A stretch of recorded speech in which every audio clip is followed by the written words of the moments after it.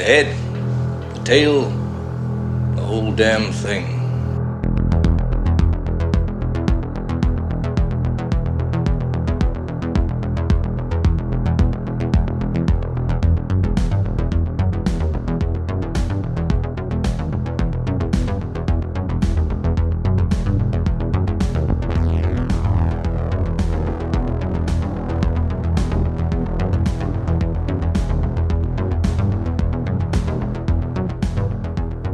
Welcome once again to The Head, the Tail, the Whole Damn Thing, with industry professionals Mike D. McCarty and James Knight. Today's episode, Tucker and Dale versus Evil, and Clown in a Cornfield. I haven't seen either one of these, but I'm going to watch them after I listen to what the boys have to say. It's always fun with that additional insight. Okay, fellas, take it away.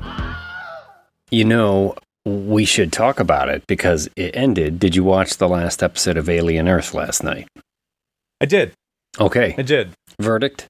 Listen, I was enjoying Alien Earth. Mm-hmm. I thought the first episode was pretty good. I thought the second episode was pretty good. Third episode was a little weak. Or maybe it was the fourth one I think was a little weak. Mm-hmm. The fifth one I thought was fantastic. That's where they kind of do the flashback to the ship that's on its arrival to Earth. Sure. And that's like original Alien, essentially, that episode. Yeah, very much. And I liked where it was headed. I liked the eye creature thing with the tentacles. Yeah. I thought that was pretty great. Yeah. Spoiler alert. I like the fact that it seemed intelligent. I like the fact, well, not seemed, but is intelligent. Yeah. Even has a sense of humor and seemed to be against the xenomorph at one point, but not necessarily for the humans either. I thought there was a lot of really cool shit, but then that final episode, it just left me going, this can't be the season finale. This feels like the setup to the season finale. So I felt cheated. Yeah, I would buy that. I thought there's a lot to like about this series. And also some things that I just didn't like. I mean, overall, I enjoyed it. Certainly isn't without its problems. And yeah, there's one sort of central question. Let's just say our lead character has some powers of communication that I was very curious to see what story they would create that would justify her sort of magical powers of communication. And I thought the last episode they would address it, and they didn't. And so that, to me, just seemed kind of weak. Over 8 episodes, they ask a lot of questions. They get you to think, okay, this is interesting. I wonder what the answer to this is. And they don't answer any of them. Yeah. Now, some of the things they did, some of the world building in terms of on Earth, the fact that it's like 5 corporations run the Earth now. There was a lot of that stuff I thought was really cool Amazon, from a story perspective. Temu, Google. Apple. Yeah. And Disney, probably. Yes. Is Temu a corporation or is it just a site? Temu's probably going to get bought by Alibaba. Isn't that the Chinese Google? That's right. Yeah. It's all going to happen. But I thought there was a lot of stuff about that show that was actually kind of neat, kind of interesting. I enjoyed the ride, but there's certainly some questions that I was disappointed that they didn't answer. And it just seemed a little weak, honestly, from a writing standpoint. Yeah, I agree, 100%. But we got an Eli Craig double feature today. That's right. Tell you what, them dango movies. Mm-hmm. Let's see here. We got a classic horror comedy in Tucker and Dale vs. Evil. Yeah, that's right. And then do. Clown in a Cornfield. 2 bits. Yeah. Oh, something else about Alien Earth, before we're off that subject completely, is that they did one of the most interesting, like, previously ons I've ever seen. Do you know what I mean? Yes, I really like that a lot. The beginning of each episode was a montage of scenes, images. No dialogue, just images with the creepy, floaty space alien isolation music over the top. Loved it. Yeah. That was kind of a new thing. I've never seen any show do a previously on, and it reminded me what a long way we've come from the days of, like, Gilligan's Island, where they were like, well, how will they know why they're on the island? And so they just sewed it into the theme song, Yeah. which is what they did for Gilligan's Island and Brady Bunch. And it was in that spirit that I wrote the write-up to our first movie. Oh, really? Tucker and Dale versus Evil. Sit right back and you'll hear a tale. Close. Okay. But let me see here. Tucker and Dale versus Evil, 2010, directed by Eli Craig. And so, here's my little synopsis. All right. We got some music for you? No music. I'll just do this a cappella. A cappella? Yeah. Oh, okay. Come and listen to my story about Tucker and Dale, couple hillbillies off the Appalachian Trail, fixing up their cabin and relaxing in the world when up comes a van full of college boys and girls. Frat boys, that is, with blonde cuties, skinny dipping. Well, the first thing you know, old Dale's in love. College folks say, now don't you make a move. They said, please don't kill us, and they overreact, and they start to die off like a suicide pact. Kills, that is. Pointy sticks, wood chippers. It's Tucker and Dale versus Evil. Dude.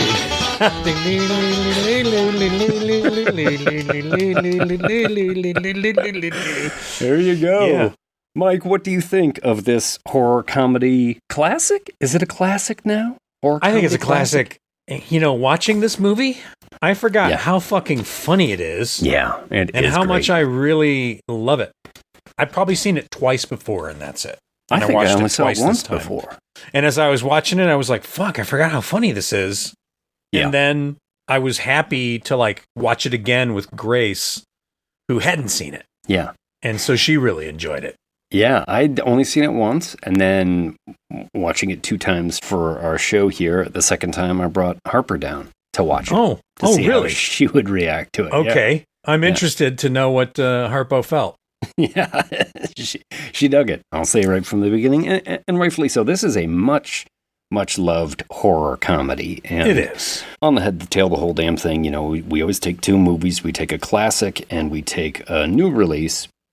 The new release we'll do later on, and we'll keep part of that spoiler-free.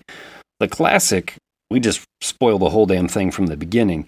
Yeah. So if you haven't seen Tucker and Dale versus Evil, I gotta tell you, you gotta go out and see this one right away. 100%. There's a reason why this is always on the list of the best horror comedies. But if you stay listening to the episode and you haven't seen it, Mom, you're still gonna enjoy the movie when you eventually see it. Because it's that good, I think. I think the directing is fine and the story is funny. But really, it's Tucker and Dale themselves, Alan Tudyk and Tyler Labine, right? Absolutely. Those guys are so charming and endearing, and their comic timing is great, that they just make this movie a riot. It's just so funny. From beginning to end. Tyler Labine has gotten enough work, and I'm glad that Alan Tudyk, if you guys don't know, he is a resident alien in that comedy where he plays the alien. Yeah. He's got such a great sense of comic timing, and the faces that he makes are just, they sell it, you know? He's a great physical comedian. He is. He is a great physical comedian, great character actor. He's also a great voice actor. He's done a ton of voice acting work. But he's great in just about everything. Of course, he was in Firefly too, the short-lived sci-fi series. Played Wash in that. But yeah, him and Tyler Labine, I agree with you about Tyler Labine. Like, why don't I see that guy all the time? Yeah. By his own admission, he's played a lot of big galoots, but he is a very charming, big galoot of a dude. Yeah, 100%. Yes, Eli Craig. This was, I think, the first big feature for him. I think so. And Eli Craig is actually also in this movie very briefly. Did you notice that? I did not. At the very beginning of this movie, it is a investigative journalist going into a mill, and they're saying like, I know the cops missed something. Yeah. And the cameraman is following her around, and she will get knocked in the head. Yeah. by a Is pipe. he the one that falls down dead? And he's like the cameraman, and so he falls down in front of the camera, and you see his glazed over eyes and maybe some blood coming from his head before the villain of the piece picks up the camera and looks at it. Nice. This has been a Craig Family Minute. Because the investigative journalist, their name is Sasha Craig, and I thought, well, is that his wife or perhaps like a sister? Maybe. It's got to be somebody related. This is a $5 million budget. It's not a very big budget. And I also noticed that it's a lot of digital effects, which don't hold up. No. There's certainly some of them that look pretty weak. But, I mean, it doesn't matter because the movie's funny. Oh, yeah. Although there are some practical effects in this that hold up pretty well. I feel like Alan Tudyk's beehive stung face or bee stung face, right? I saw your friend out there. He must have been allergic or something because he was running like a bat out of hell. Yeah, after we see the investigative journalist get clubbed, then you get the credits, and it's like 3 days before. This takes place in Appalachia, and there's a car full of preppy college kids on their way to have in Calgary, by the way. Camping trip. Yeah, just like Clown on Cornfield, right? It's also shot in Manitoba, shot in Winnipeg, I think. Yeah, Winnipeg. But these college kids, they're all super preppy. Collars are popped up, and man, those popped collars just make me want to punch that face so hard. I apologize. I apologize if you got a pop collar and you're listening to this, but punch coming your way, brother. Harper, when she saw that guy, she said he had a punchable High School Musical face. Oh, man. I totally love Harper. She is definitely a family member. Hail, hail to the punchable face crowd. But the preppy kids, the college kids, they almost run into a pickup, and then there's a little back and forth on the road where you see the giving them the stare down. That passes them. Evil, creepy music, too. Making me think, these guys are bad. Hillbillies giving them the stink eye as they roll by in sort of slow motion. Like, oh, God, did you see those guys? Yeah. Oh, they look like they wanted to kill us. And then they're like, oh, we forgot the beer. We got to stop at a convenience store in the middle of the radio-free zone in West Virginia or some shit. Radio-free West Virginia. Come on down, y'all.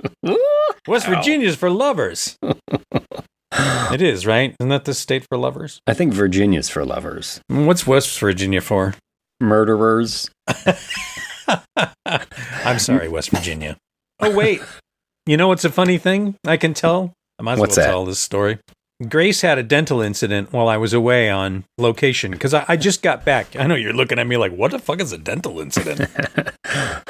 Is it because we're talking about West Virginia and so we're going to get a toothless story? and Tucker and Dale. Yeah. Hillbillies and West Virginia. And now I'm going to tell a story and my wife's going to be mad.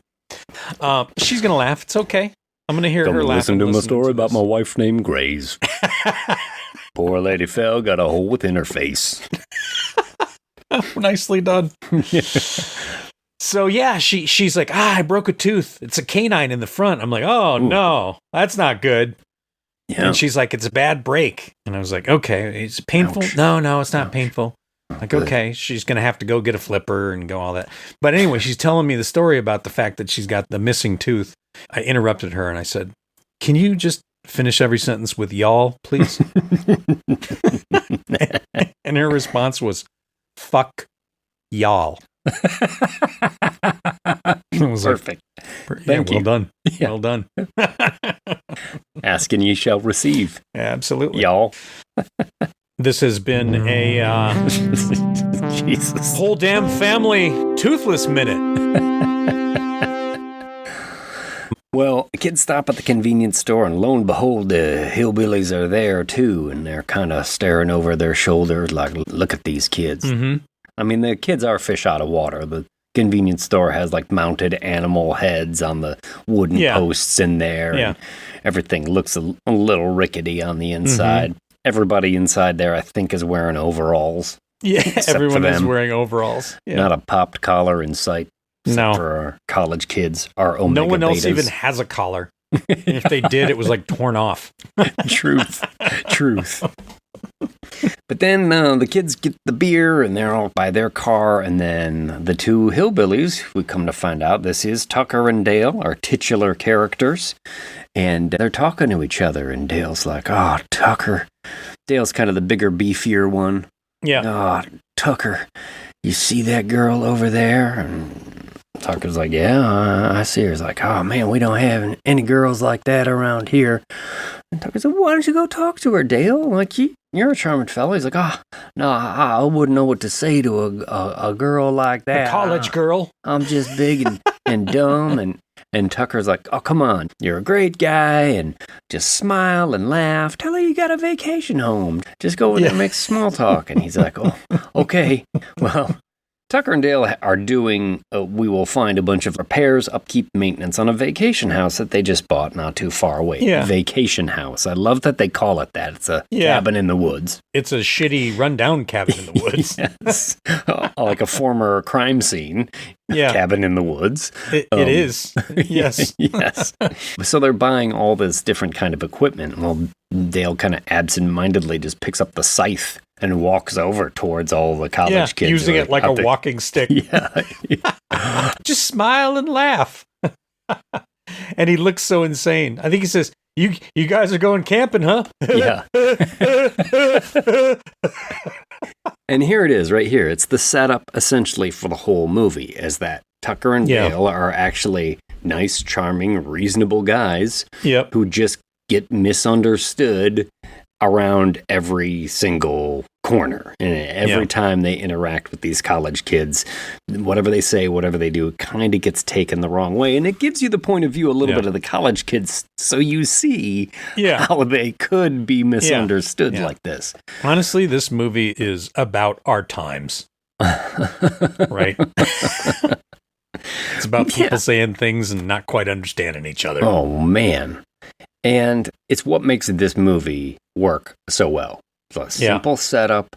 They set it up from the beginning, and then they're just like, go. And it just creates one funny situation after another. Well, the college kids are like, nah, they peel out of there. They don't want to have anything to do with those guys. And Dale's like, see, Tucker, I told you, I just can't talk to girls. Girls and me, we just don't mix. Well, let's head up to the cabin, and we'll take your mind off things. We'll get to fishing, and okay.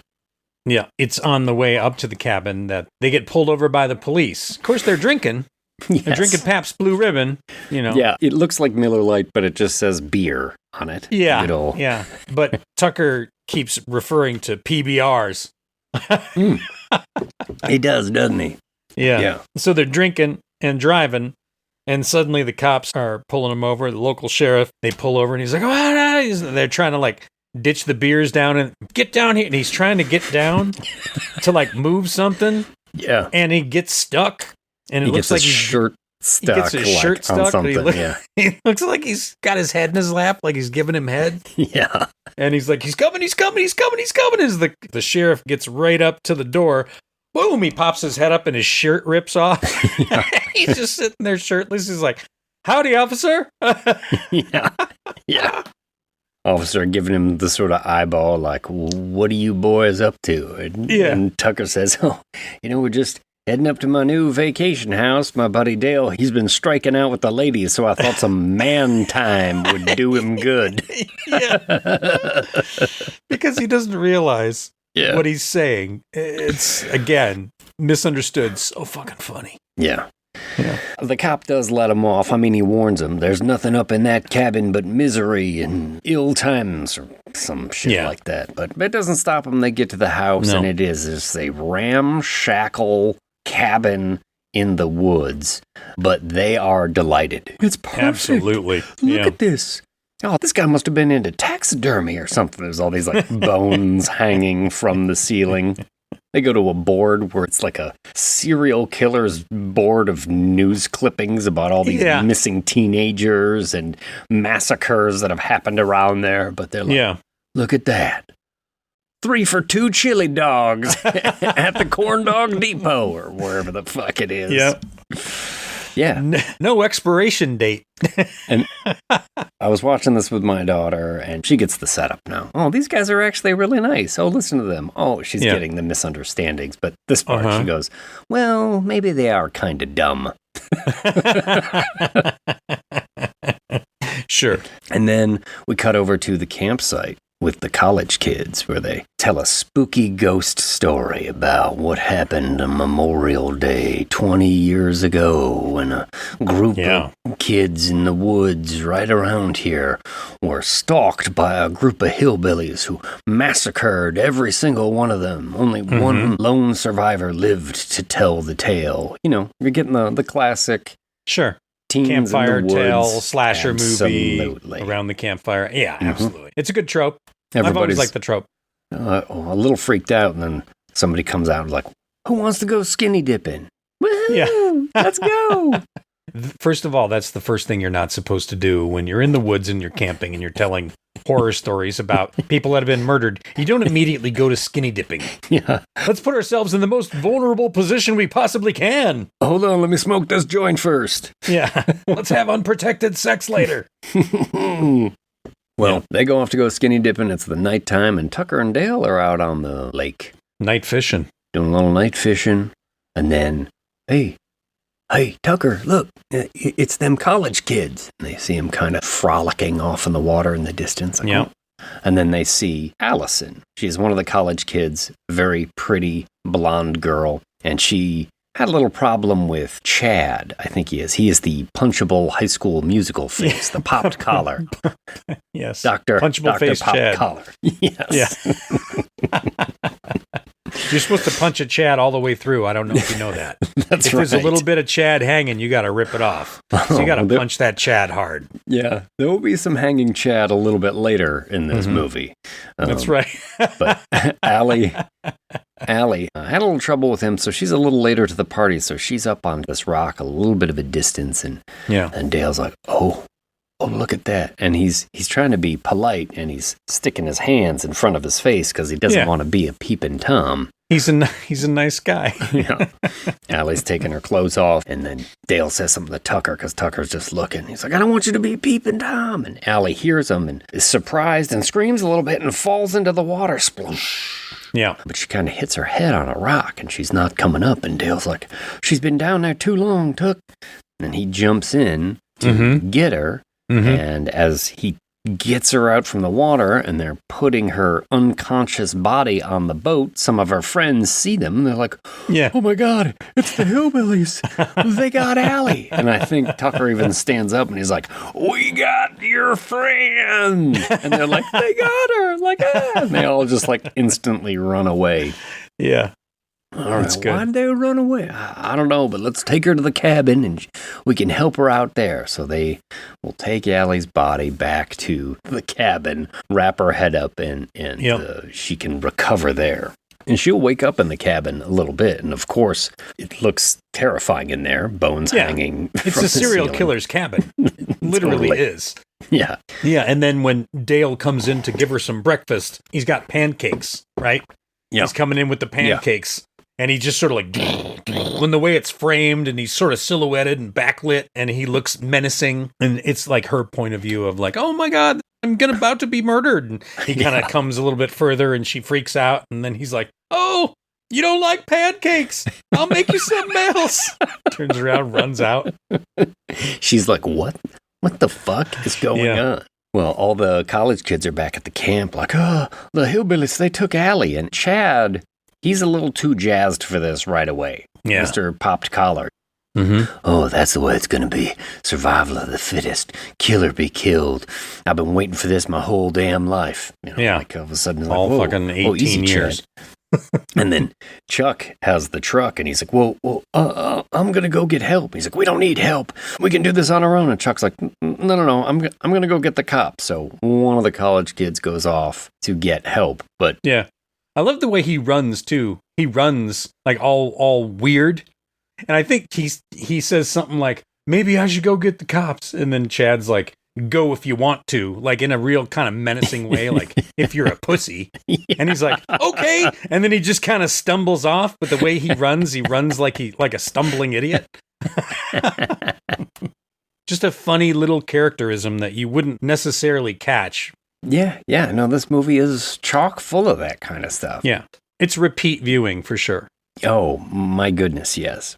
So the college kids are creeping up, and they find the cabin in the distance, I think. They can see their cabin.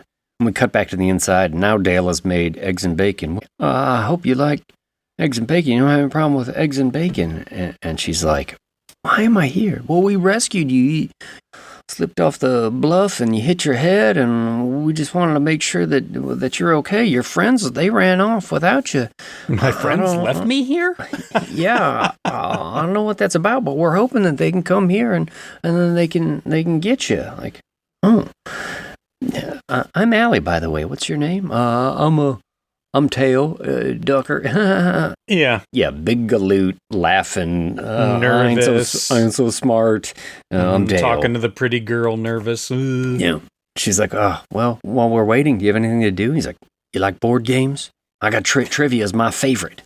So there, he pulls it out and they start playing a trivia game.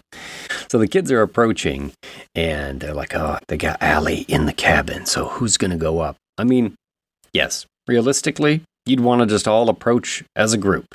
You don't want one person to go up there, but what kind of movie would it be? So they rock, paper, scissors, and one of the kids loses. Shit, he's going to have to go up there. So he starts approaching the house from the front. Well, out back, Tucker's doing some work. He's got a chainsaw. He's trying to saw through this stump in the back and saws through a beehive. Yeah.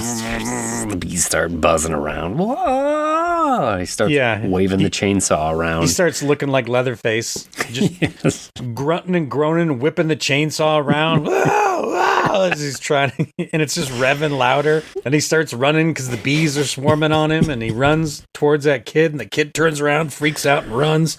Oh my God, Dad! It looks like, from their perspective, that Tucker is chasing him down, swinging this chainsaw around wildly. The kid's running. But then the other kids scatter, and there's like Tucker and the one kid, and then Tucker sort of gets on the same line with them. And they share a look. Yeah. Where they're like, he starts to pass him. Are you not chasing me?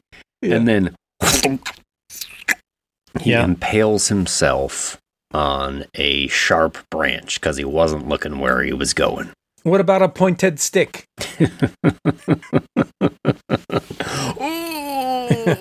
Yeah, when this happens, I howl with laughter because this is a very funny moment, obviously, because he thought he was being chased by a chainsaw-wielding maniac who was actually just running from bees. And that's when he's in the house, and he's like, I saw your friend out there, and he's covered in all the bee stings. Yes. He must have been allergic or something because he was running like a bat out of hell. Tucker gets back to the cabin where Dale and the girl have been playing trivia, and lo and behold, Dale's like a trivia whiz, answering all the questions, and she's like, wow, you are smart. He's like, no, I'm not smart. I'm dumb. I just got a weird mind. I kind of remember anything anyone's ever told me, ever. Yeah. It's like, that sounds smart to me. It's like, kind of like a genius. A little barely made it past the third grade. Yeah. When Tucker comes in, he has all those like welts all over his face. He's a little bit pissed. I've been doing work out there while you're inside here playing board games. Oh, I'm sorry, Tucker. We'll get to work too. So they head outside to dig a outhouse, essentially. Dale and Allie will dig the outhouse. And Allie is like, oh, let me help you. And he's like, no. And she's like, I was raised on a farm. That's right. Let me help you. So she takes the pick and starts digging the hole. And he sort of stands there looking at her. And then the kids are seeing her from afar and they're making her dig her own grave. Oh my God, those bastards. And I love too because she was in her like bra and panties when she was in the water, and Dale's like, I put you in some of my clothes because that's all we had. It was dry. Sorry they don't fit. Well, she's kind of, I don't know, she's tailored them a little bit, so she comes outside. Cut them off and rolled them up. And she's looking all right. Yes. Hello, hillbilly attire. It's a bit ridiculous. It is. She's like, I just zhuzhed it a little bit. It's all like tailor-made. Daisy Duke is on line 1 for you.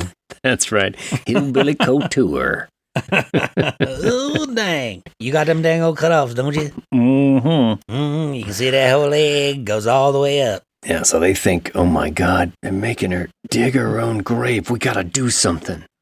So they create this plan as, okay, like you're gonna charge them and we're gonna go after the other one. Tucker's out back throwing logs into a wood chipper, right? Yeah. I mean, I only course saw he this is. movie once before this, and of course, Yeah. this is the scene that I remember more than anything. Yeah, absolutely. Because some of the kids charge Dale and Allie. Awkwardly, He's got like a spear. like a homemade spear. Yeah. He's charging at him, and Dale turns around like, what? And his shovel just bonk, just Yeah. accidentally brains. Three Stooges, Allie. Allison. Yep, she falls unconscious into the hole, and then the kid with the spear trips, and he ends up impaling himself on the spear, sort of falling onto Dale and just bleeding all over the place. Meanwhile, the other side of the house, the one kid comes charging at Tucker and tries to tackle him as Tucker goes down to pick up a log, and he just goes right into the wood chipper. Glorious. It's glorious. It is. It Yeah. is. Oh This is my one of those real God. props, too, the fake legs that are stuck in Yeah. the wood chipper. This is a real element. Whereas a lot of the other stuff so far has been largely digital, or like the kid leaning against the tree, he's, the stump. And then it's either digital coming off the back, or it's like a little attachment piece. Sometimes what we do is we'll do like a Steve Martin arrow through the head thing. Mm-hmm. So it'll have like a piece of wire goes around the body to the other side. And you just kind of slip into it with the wardrobe, pull the shirt on over it. Yeah, so that's the easiest way to do that kind of a thing, than just have him lean against it. Did I ever tell you about that time on Scream 2 where we were supposed to put a pole through a chest of an actor? He was riding on the hood of a car, and the car is supposed to crash into a truck full of pipes, right? Okay. It crashes into the truck full of pipes. It was supposed to spear the dummy. We put a dummy on the hood of the car, had a big blood bag in the chest, and it was supposed to poke right through the blood bag and into the car. It was a stuntman that was driving it hit the brakes right before he hit the truck, and the nose of the car dipped down, and the pipe went through the dummy's head. Oh. And we're like, shit, there's no blood bag up there. It's just a fake shitty head on this dummy. And we're like, what are we going to do? So I went back to the shop with this other guy, Sam, I had been on set with. And that night we took like a piece of PVC, painted it to look like a piece of pipe, and cut it at an angle. So the next day we could just stick it in the windshield and have the actor lean his face into it like it was impaled through his head. Oh. And then we dressed a bunch of blood all over it. And then they did a shot of like his face leaning against the pipe, looking like his head's impaled. Oh. And then his hand kind of flopping a little bit, twitching on the thing. And that is a Hollywood Minute. Scream 2. Hollywood Minute. You didn't think you'd get that in Tucker and Dale yet? There you go. I think that's what they call a happy accident. That was a Right happy there. accident. Hell yeah. So, Hell yeah. anyway, carry on. I think when the kid goes into the wood chipper, one of the girls, you got another blonde girl there who's kind of flouncing around in her stripper shoes is what they're referred to by one of the other characters. And I think she just gets like a wash in gore. Doesn't like a bunch of blood come out of the wood chipper, and it's just like a wave of fake blood, just like I saw, because it hits her in the chest and then hits her in the face. Oh, it's a and it's great like a splat. Fire extinguisher full of blood. And It's I a saw wonderful behind the splat. scenes where they showed it happen, and you can hear the direction off camera. You can hear boobs, head. Yeah. Well, it's a hysterical moment. I think that actress, Shellen Simmons, I think, is her name. Is quite funny. There's a character kind of like her in Clown in a Cornfield, too. I noticed that this is like an Eli Craig trope of ditzy blonde, which I think is funny. But yeah, she gets hit with such a tidal wave of blood, though, that it's like one of those things that can't just transfer into the next scene. You know what I mean? And I think the next scene that you see her, she's got like a compact and she's wiped a bunch of it off, but like she got painted red. Like if that really happened to you, there's no way your little poof from your compact is gonna, I'm telling you that off your face. That actress had to not be very happy at the end of that one shot, because that is a lot of blood. to just jet into your face. Yes. We've joked about blood cocky before, but this is. Yeah. It's like a water balloon full of blood hit her directly in the face. Yeah. The cleanup on that and the fact that it probably was in her eyes and in everything would have been kind of a nightmare. I would have felt bad if I was on set. I'd been like, that's really great, but I feel terrible now. Let's clean you up. Well, hopefully when she looked at the finished product, she could appreciate how funny that moment is. I mean, it really is the exclamation point to the wood chipper moment. It is. Yeah. The next scene, she's wiped it off her face for the most part, but they're in the woods and they're all traumatized. Like, oh my God, they're killing all of us. Except for Chad, Dr. Poppengaller. He's like, no, you don't understand. This is our chance to really live. This is our moment. We got to seize this. He's got like a hatchet, like, we can do this. And then they hear the cops coming. Chuck, who went off in the truck, the cops are coming now. Oh, thank God. He's like, no, we don't need the cops. But the kids all run up. And Chloe, the girl who got hit with the tidal wave of blood, she stops the cop car just like, there's some psychos in the woods and they're killing us. That's a pretty fucking great little moment. Cop stops. They all get into the cop car, except for Chad, I think. He doesn't want any part of this. And the sheriff comes back to the cabin, where Tucker and Dale are like, what the fuck is going on? You know what I think this is, Dale? I think this is one of them suicide packs. Yeah, like these kids, they all made some sort of agreement that they was going to come out to the woods and they was going to kill themselves. And Dale's like, you know what? That's why they left their friend here, because they want her dead too. And he's like, this is the craziest thing. What Dale says first, he goes, oh, that makes sense.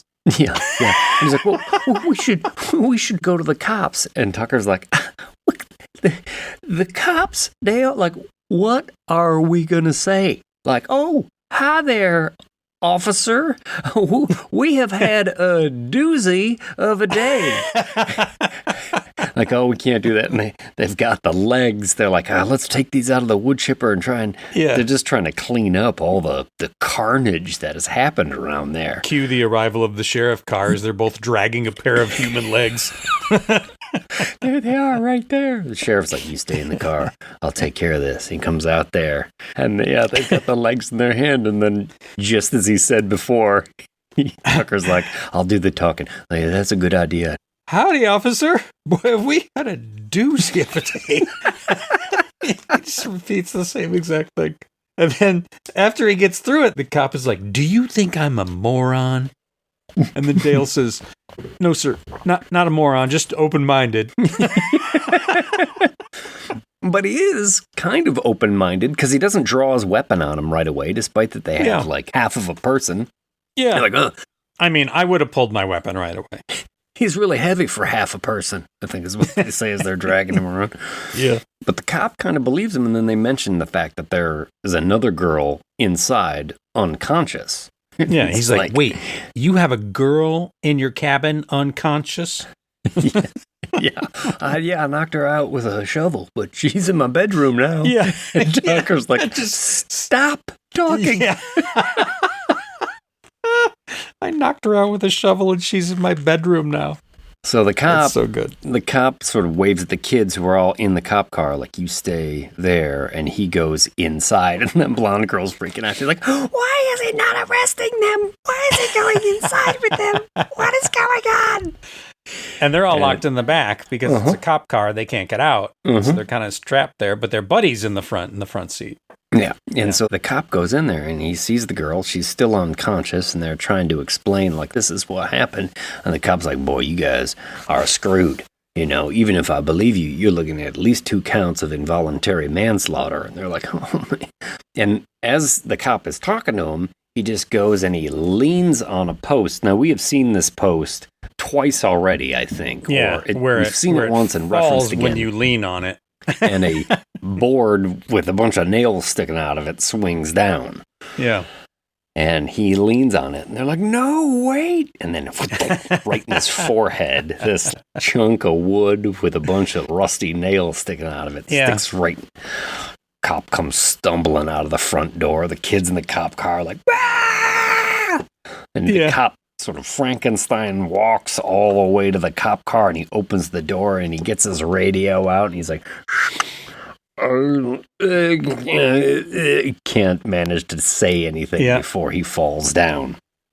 Good. And then the kid in the front seat is like, oh my God, we got to stop these. As Tucker and Dale have come out there, and he grabs the cop's sidearm. It's like a fucking 357 Magnum. Yeah. And he's pointing it at Tucker and Dale, and it's not firing. And Dale's like, no, you can't do that. You gotta flick the safety on the left there. And this kid who's never handled the gun in his whole life is waving it around, looking for the safety. The barrel facing his own head, and even blows his own head off. Harper was like, no, what are you doing? Blows his head off. Windshield gets painted red with blood and brains. Kids fucking scream again. And then Chad, Dr. Poppencollar, is there, and he ends up taking the 357 and starts just one hand, just Dirty Harry style. Oh, yeah. That gun's got a lot of kick to be handling it with just one hand like that. Absolutely. But I'll be honest, anytime I've ever fired one, I'm like, I gotta shoot it one-handed. You gotta at least give it a try, but I don't want to squeeze off too many rounds like that, because fuck, it starts to hurt a bit. It does. I got them skinny wrists, Mike. I can't crack off more than a few shots with the 357 before my wrist starts feeling all carpal tunnely. You got actor's wrists. That's boy. Right. That's right. I've been counting script pages all your life. Fuck you. That's why I use a Weaver stance. Don't you tell me what I'm doing. So they're getting fired upon. Tucker and Dale run inside for cover, crouching in the cabin, and when they peek out again, they can see that Chad has Dale's dog. We've seen it a couple of times in here. Jaggers, I think, is maybe the name of the dog. Yeah, it is. Well, Chad has got the gun pointed at Jagger's head. He's going to shoot the dog, like, you guys come out here, or the dog gets it. I had checked the website, so I felt confident I was going to be fine. Does the dog die website? Yes. Well, all right, Dale, you hold up here. Tucker says, here's the nail gun that we got to do the repairs. You cover me. I'm going to sneak around the backside, and I'm going to rescue your dog. Whatever. I'm on it for the ride. This is a little bit of a weak part of the movie for me, plot-wise. I do like how they're getting around the cabin, though, because Chad, Dr. fucking Izod Boat Shoes, is out there firing through the house with the 357, the endless rounds of 357 through the house. Yes. And they're laying on the floor, and then they would roll. Roll out of the way, roll over here, roll over there. Or roll right over each other, kind of steamroller style. Yeah, which was pretty good. Well, he's firing the nail gun, ricocheting off the cop car. Chad's, endless rounds with this 357. I think it does go click at some point, but he's still got it on the dog's head, still threatening him. Tucker circles around. He manages to free the dog, but he gets noticed by Chad, Dr. Izod Boat Shoes. That's good. Yeah, but Chad, Tommy Triggerfinger, chases Tucker through the woods and eventually catches up to him and knocks him out.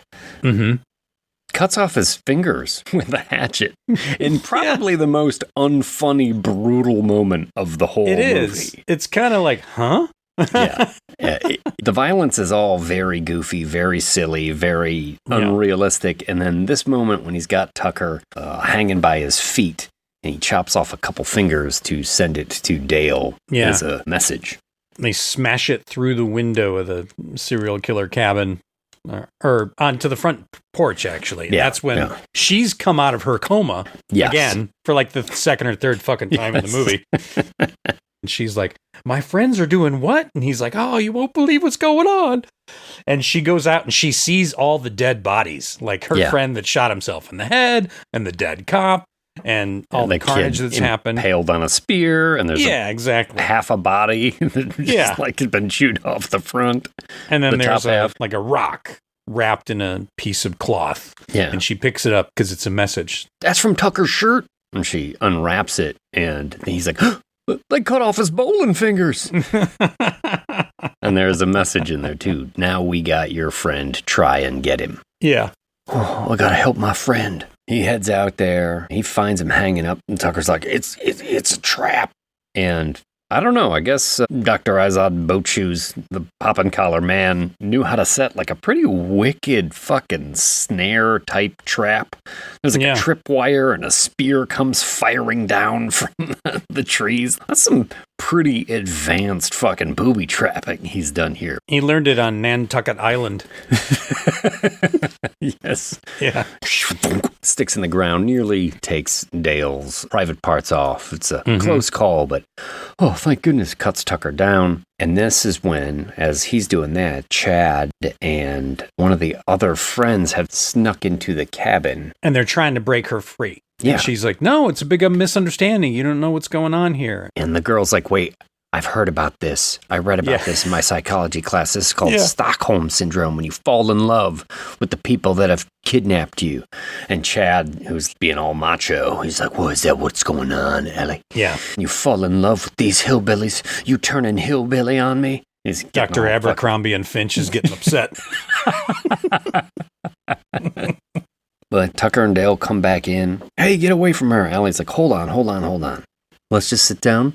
We'll talk this over. It's all a misunderstanding. I'll make some tea, and we can figure all this out. Yeah. And so they sit down, and they have some chamomile tea, but Chad is like, don't give me any chamomile. I can't have chamomile because that does bad things to my asthma. That's right. He keeps using an inhaler. I forgot about that. Yeah. It's a nice little touch. Even when he's smoking a cigarette, he's got an inhaler in his hand. Yeah. Puff, puff. Yeah, douche.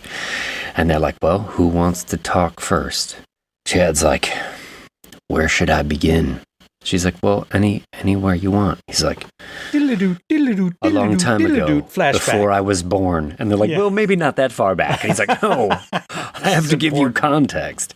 He basically explains that the Memorial Day massacre that he mentioned as the campfire ghost story before happened, and the lone survivor was his mother, who was pregnant with him at the time. And they never recovered his father's body from all this. And his mother was committed to an asylum. You know, he never really knew her, and he was raised by grandparents, so he knows the kind of dangerous people that hillbillies can be. Now, you still chose to take your vacation in those fucking woods, Chad, so I don't know what to tell you. That's right, Ralph Lauren. Okay, well, thanks for sharing.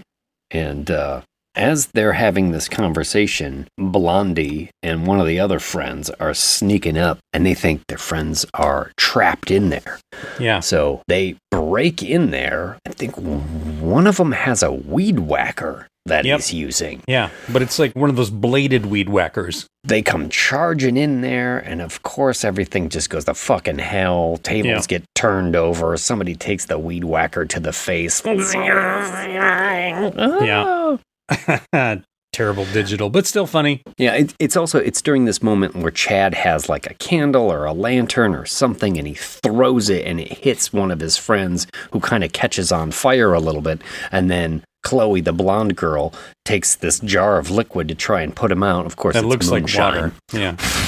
So it just gets worse. They're like, no, don't use that. And Tucker looks over to a corner where there's just like 8 gas cans stacked on top of each other. Yeah. Like, he goes, I knew I should have moved that. Well, they all flee the cabin. Kaboom! The cabin explodes, and Tucker and Dale and Allie have gone flying out. And Chad has gotten all fucking two-faced from it. He's gotten all fucking burnt. There's only the Abercrombie part now. Fitch has been all burned away at this point. Right. Half-charred Abercrombie popping up. Mm-hmm. Takes a hit off the inhaler and then goes, like he's racing towards them. It was good. It was a good little moment. They get into a car and they're driving away. Dale's like not paying attention to where he's going. They just crash the car. It kind of makes me mad because you know what's happening and you can see it. You're like, come on. Yes. I imagine Harper would have been yelling like, watch where you're driving. Yeah. During this, Allie has been knocked out again. Yeah. And at this point, I think this girl has had more concussions than Terry Bradshaw at this point. Like, just gotten the sense knocked out of her so many times. She's definitely seeing an NFL doctor after this. Yeah. But Dale wakes up. Allie is actually gone. Tuck is outside the car. He's all fucked up. Dale is doubting himself. And, the other thing about this movie is not only is it funny, but it actually manages to have like a really good heart to it, too. It's here kind of a romantic comedy. Yeah, a bromantic comedy. Yeah. I would say, between these two guys. Good point.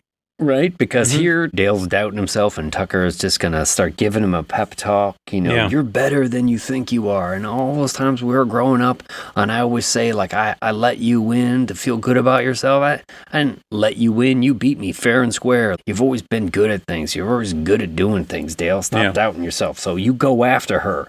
Use the dog. Jaggers is there. Find her.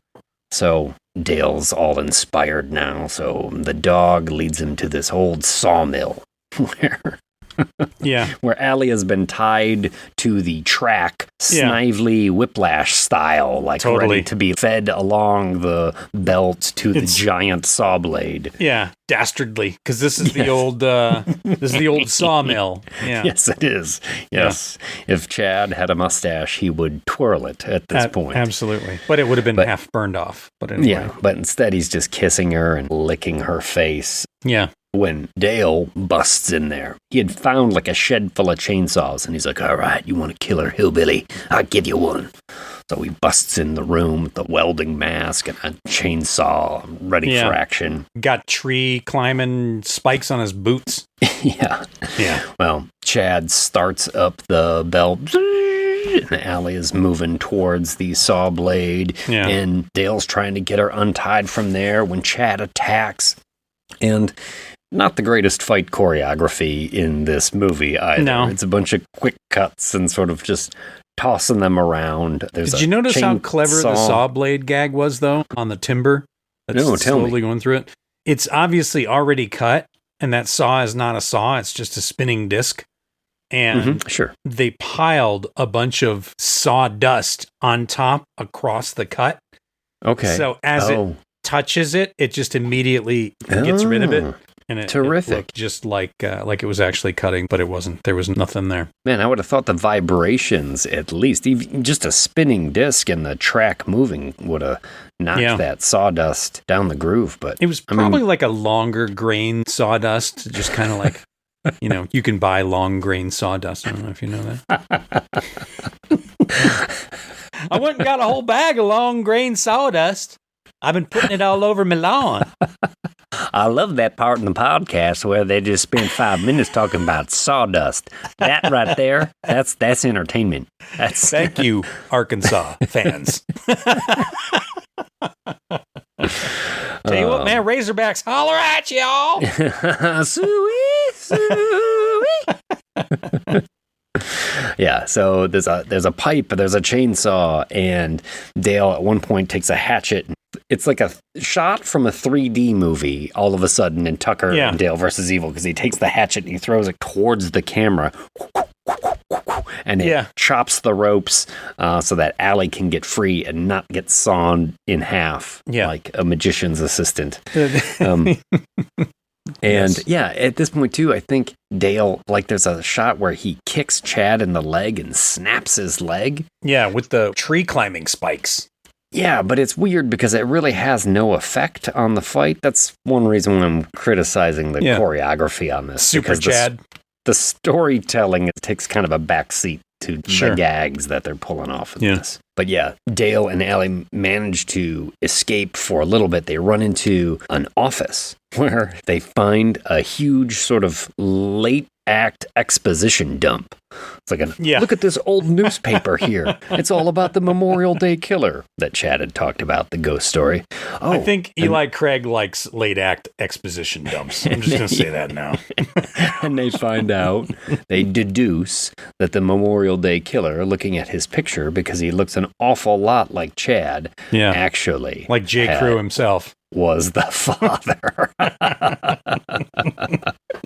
Yes, he got into his mom's Calvin Klein's. And the Memorial Day killer was, in fact, Chad's dad. Chad bursts in with a chainsaw. Don't do this, man. You're a hillbilly, too. What? It's true. You're half hillbilly. Oh, that's impossible. He's going to get him. That's impossible. Dale had also found a bunch of chamomile tea in there, which he gives like the old Spartacus sand in the eyes to Chad. No. That's right. Didn't like it. Instantly. Chad stumbles back out a window. Yeah. And Dale says he'll be okay once he gets his inhaler. That's when you see that he's been impaled below. Well, you see a news reporter outside, and this is the news reporter that we had seen in the beginning of the movie, is outside the mill talking about a strange collection of mass suicides in the area. Might be the work of a single killer whose body has yet to be found. That is on the news as Tucker is recovering in the hospital. Dale visits Tucker. He finds out, guess what? Got my courage up, and then Allie asked me out, so we're going bowling. And Tucker's like, oh, they sewed my fingers back on, showing that one of them obviously has a lady's painted fingernail. Yeah. This one looks weird. I don't remember it. And then we get a sweet little scene of Dale and Allie bowling. He gives her a helmet as a gift, which is... I actually think that's a very funny little touch at the end. It is. Because I'd forgotten that, and then watching it the second time, or watching it the first time this go around, I was like, God, this girl is going to have like post-concussion syndrome or whatever. Yeah. She just gets knocked out over and over and over again in this movie. And he's like, you should just wear this all the time. They have a sweet little kiss. And roll credits. Yeah. Tucker and Dale versus Evil. Definitely, I'm putting this one in my top 5 of horror comedies, I think. Oh, yeah. It's somewhere in there. But what do you want to rate this with? I mean, do we rate it with PBRs? PBRs? Popped collars? Oh, yeah. Let's go with popped collars. Popped collars. How many douchebag shirt popped collars would you give it? I am going to give Tucker and Dale versus Evil 8 popped collars. Me too. This movie is what you want.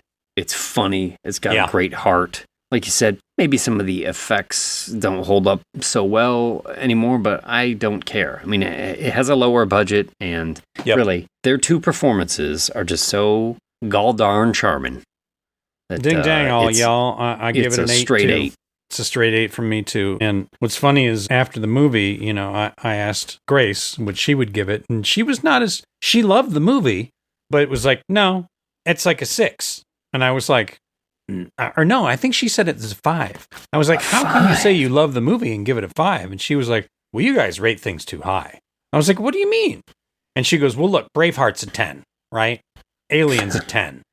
I'm like, yeah? Okay. So why can't this be an 8? And she's like, no, this is nowhere near as good as that. So I feel like at times I might have to defend how I look at movies. Because I look at a movie as in the type of movie it is. Sure. Like, sure. You can't compare this to The Godfather because it is not The Godfather. It's not an acting and directing masterpiece. It's not a written masterpiece. It is clever and fun, and on its own scale, it is an 8. Yeah, we're assigning a number. Yeah. Like an objective quantity to a subjective piece of art. Like, yes. Yeah, there's apples and there are oranges, but 10, right? 10 is excellent. 10 is near perfect. Yeah. 8 is very, very good. Yeah. 6, for me, passable. More good than bad. Yeah. And then 5 is pretty much mediocre. And then you go below that and it's more bad than good. Exactly. And that's how I look at it too. And I also look at the 5-star and I think each half is a number, right? So if you're going to rate something a 6, it's 3-star. Sure. Yeah. But again, people do not agree with me on this. They're like, no, you're wrong, sir. Yeah, I don't know, man. It's a weird thing these days because people also want to give 5-star reviews to everything. Like, listen, I always give a 5-star review to my Uber driver unless they are a terrible person just because they like live and die off those reviews. But like, how often do I get absolute peak service from an Uber driver? What is absolute peak service? They offer you gum, they have water, you get a hand job, you leave. Are you sure you're using the Uber app on that? Actually, it's called Boober, now that I think about it. Wonderful. Yeah, because the drivers are topless. And don't steal that idea because it's fucking mine. Okay? Boober with topless drivers. We're going to fucking make millions. Tyler and I are going to buy a boat. That's a great idea. Yeah, sign me up.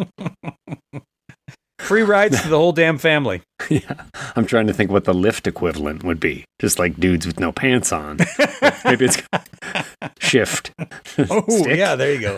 Oh, that's good. That's good, too. Shift or stick are both good. Yeah, or stick shift, actually. Manual, I think they call it. Manual. Did you call manual? No, I called Boober. Oh.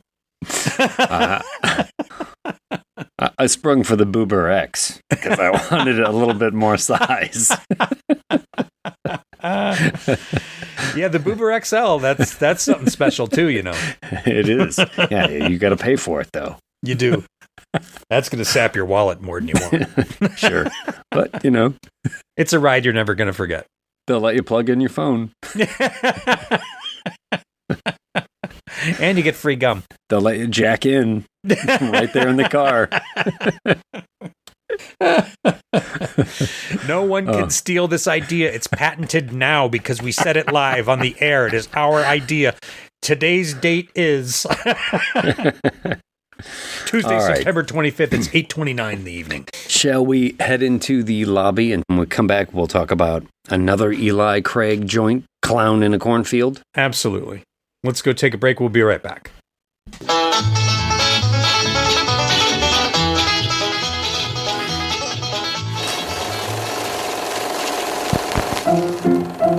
Let's all go to the lobby. Let's all go to the lobby. Let's all go to the lobby to get ourselves a treat. Especially things to eat. The popcorn can't be beat. The sparkling drinks are just dandy. The chocolate bars and the candy stores. Let's all go to the lobby to get ourselves a treat. Let's all go to the lobby to get ourselves a treat.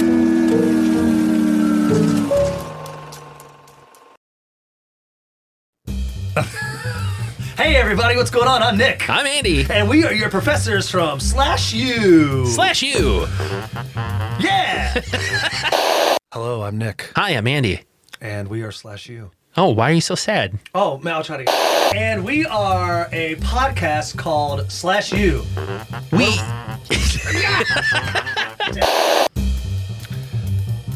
Hey, what's up? I'm Nick. And I'm Andy. And we are /U. And what do we do here, Andy? We talk about the cheesiest, campiest, sometimes forgottenest slasher horror movies that you've ever seen. We've seen some doozies. Some of them are so bad they're good. And some of them are so good they're bad. Some of them are just bad. Oh, yeah. That didn't make any sense. But anyway, we get together, we talk about them, we goof around a little bit. Most of all, we just have fun. And we want you to join us, so please follow us on Instagram /U_podcast or find us on the World Wide Web /UPodcast.com. Available anywhere you get your podcasts. That's /U podcast. Boom. Oh my God. And we're back. That promo was from /U. The guys, professors /U. Nick and Andy at / University.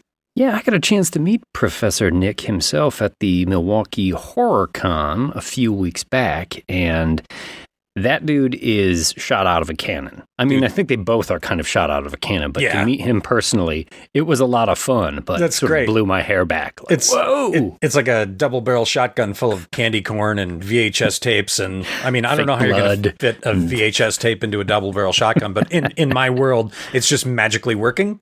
And it's all like 80s horror movies and slasher stuff, and yeah, it just blasts you right in your face. It's good. It's a lot of fun. Good. You know, I think that's one of the best things that I've encountered starting this podcast just over a year ago is that there's some other really great horror podcasts out there with some really great people. Slash You, most definitely. We talked, and we were on the Dads from the Crypt show a few weeks back. Yeah. And then we're going to be on I Want to Be in the Sequel. Yeah, our sister Yeah. podcast, I Want to Be in the Sequel podcast. The lovely ladies of I Want to Be in the Sequel. We're going to be talking about Piranha 3D, which is a movie that I worked on. 3D. Yeah. Yeah. Makeup effects and some scuba stuff, right? Yeah, I did some scuba stuff. Did some underwater puppeteering. I was a scuba king on it. And is that a thing? Can you be a scuba king? Scuba king? Sure. That sounds like a word you'd make up or you'd look He's up my in the scuba dictionary. king. Yeah. Sure. I That's don't- fine. Yes, I trained under a scuba king. But yeah, it's everything in that movie was in 3D actually when we shot it. Like Shot in everything was 3D. in 3D. Yeah, like the people were there in 3 dimensions, and so were the puppets and the boobs. But I mean, if it's only in 2D, that's just like a painting of a piranha, isn't it? That's like semantics. Piranha 4D. They didn't do Piranha 4D. No. It should be like Piranha Through Time. That's where they guess. or they throw water in your face when you're in the theater. Oh, that's right. Yeah. Isn't that 5D? Maybe. There's so many D's to keep track of. That's what your mom said. Hey, that's my mom too. Shit. We should just talk about Clown in a Cornfield before this gets any weirder. Absolutely. Let's stop talking about D's. So yes, today, the Eli Craig double feature, why we paired these two movies together. So, as we said before, if this is your first time listening, welcome to the Head, the Tail, the Whole Damn Thing. We will be doing a spoiler-free review of Clown in a Cornfield, and then we'll head into the lobby one more time, and when we come back after that, we will spoil the whole damn thing. Yeah. But did you do a little write-up or a little synopsis of this second Eli Craig joint? I sure did. Bum, bum, ba-dum, bum. Every time I say clown in a cornfield, I just hear that shaven haircut cadence. Clown in a cornfield. 2 bits. Bonk, bonk. Yeah. Well, it's funny you say that because I went with a game show style opening. Wonderful. Yeah. Ladies and gentlemen, boys and girls, welcome to Clown in a Cornfield, the only game show where the stakes are literally life or death. I'm your host, Chuck Chatterley, and hoo boy, I hope you brought ponchos because last time row 3 got sprayed with a player Gallagher style. Tonight's contestants are Gen Z whiners with no sense of direction or how to use 80s tech. What's the prize, you ask? What's the prize? Oh, I'm glad you asked, James. Tonight's prize is they get to keep on being entitled shiftless basement dwellers looking for that next trending meme or TikTok dance to get them hits. We're breaking it down like this. In round 1, we're going to play Pin the Pitchfork on the Tween. Watch as our tweens run screaming into the cornfield while Friendo the Clown squeaks with every step, hot on their heels. Friendo will randomly select players to pin in tonight's match. So look out, kids. His machete looks sharp. Ouch! That's gotta hurt. In round 2, we're gonna play an old standard, Trust Your Elders, ? The parents say they're here to help, but are they? Quinn and friends must navigate moral dilemmas, Fredo the Clown, the local sheriff, angry teachers, and much more, with or without their parents' help, all before the commercial break. Tonight's lightning round will be Who Wants to Be Buzzed? I'm not talking a sixer of White Claw. No, that's so basic, bitch. In the lightning round, you gotta go fast, kids, or the buzzer will be a chainsaw. Yes, that's right. You don't have to go to primetime for a chainsaw massacre, but it helps.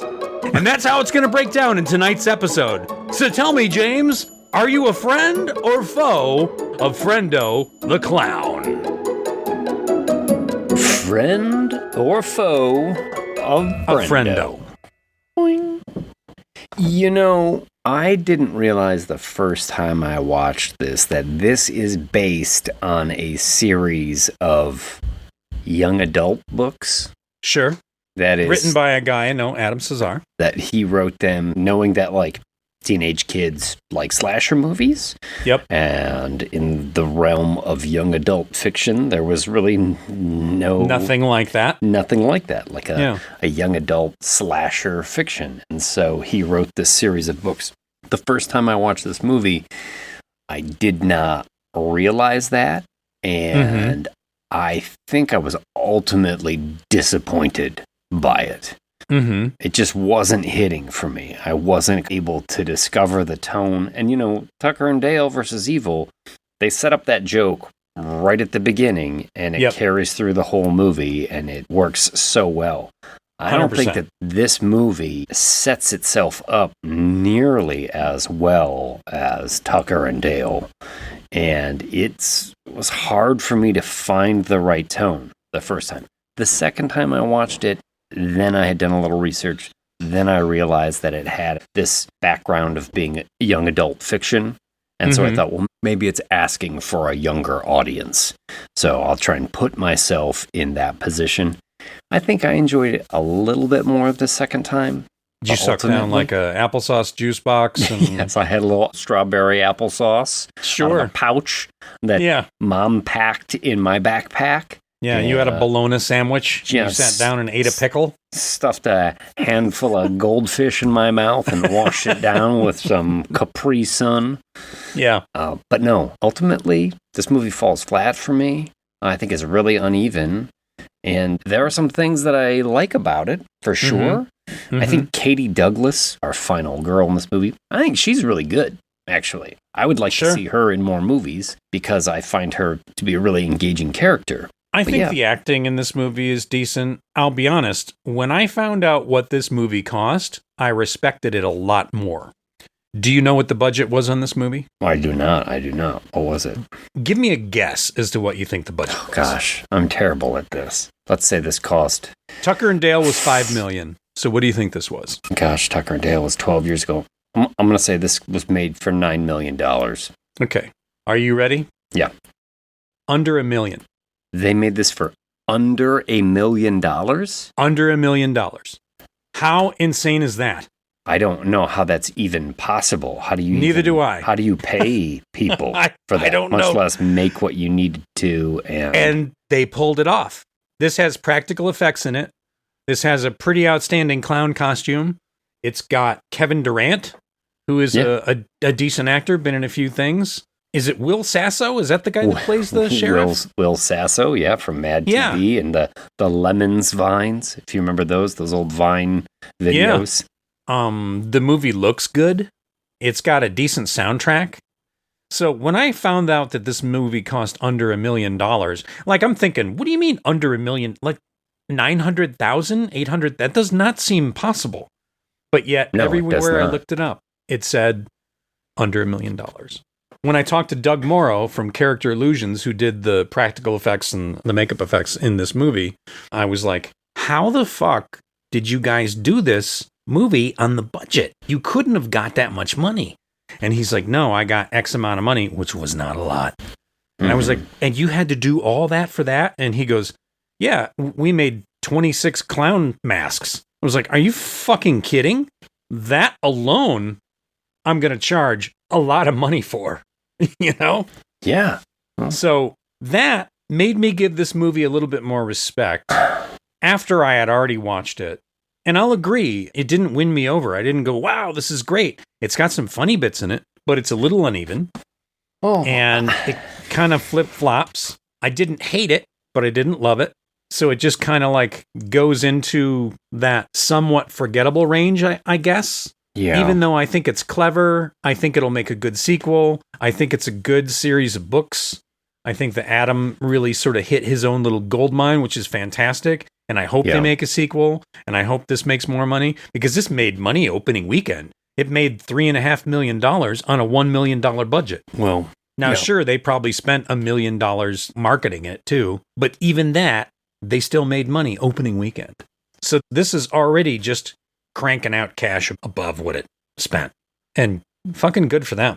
You know, it's been a banner year for horror, and that makes me happy. And I'm glad that, you know, a young writer was able to get a series of books turned into something pretty quickly, because he wrote that book in 2020.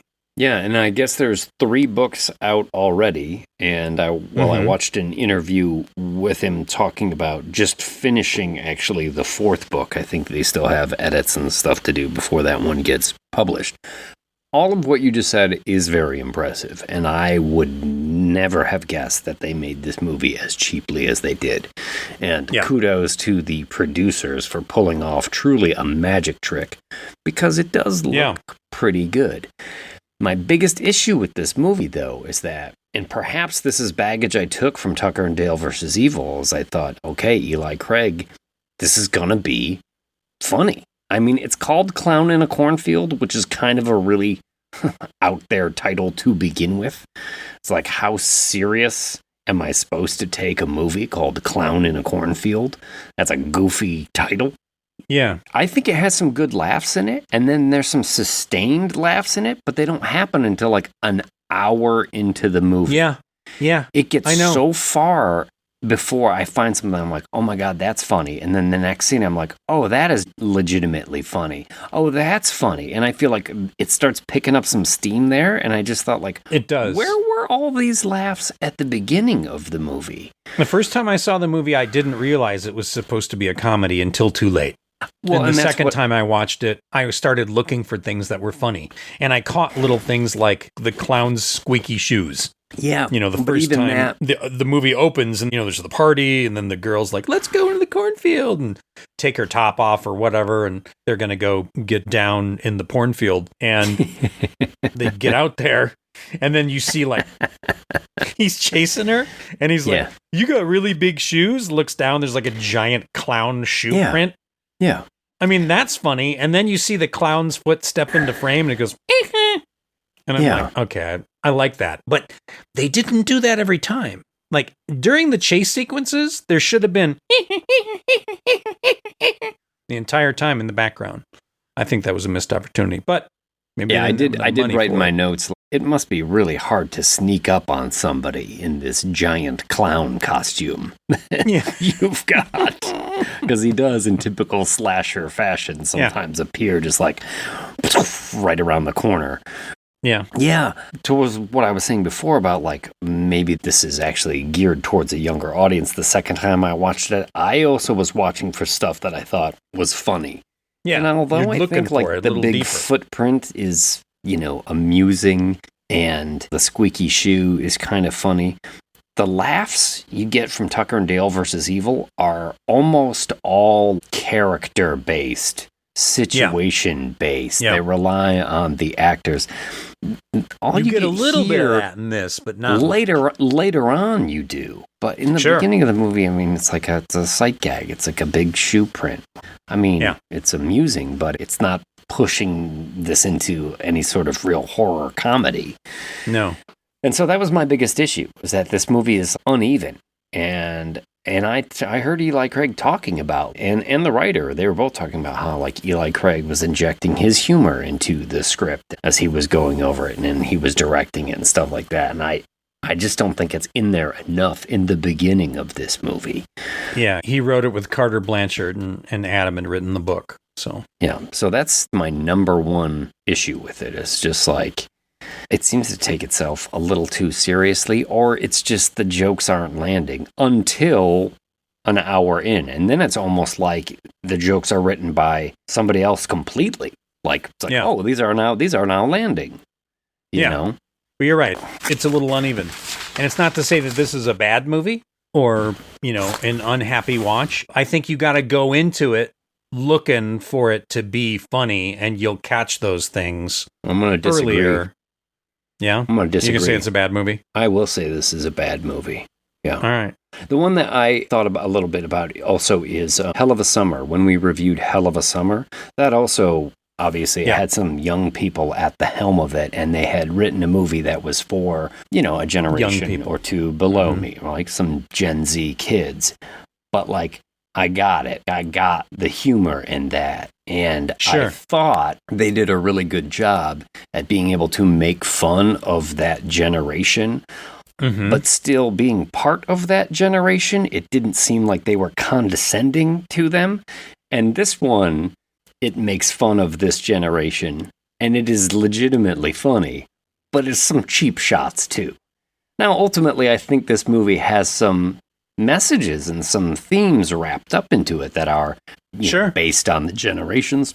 There's some good moments and some good speeches in the later part of this where the younger generation essentially is able to state their case, being looked on as being lazy or entitled or all this stuff. Sure. Yeah. They're growing up in a world that was made by other people, was made by older generations.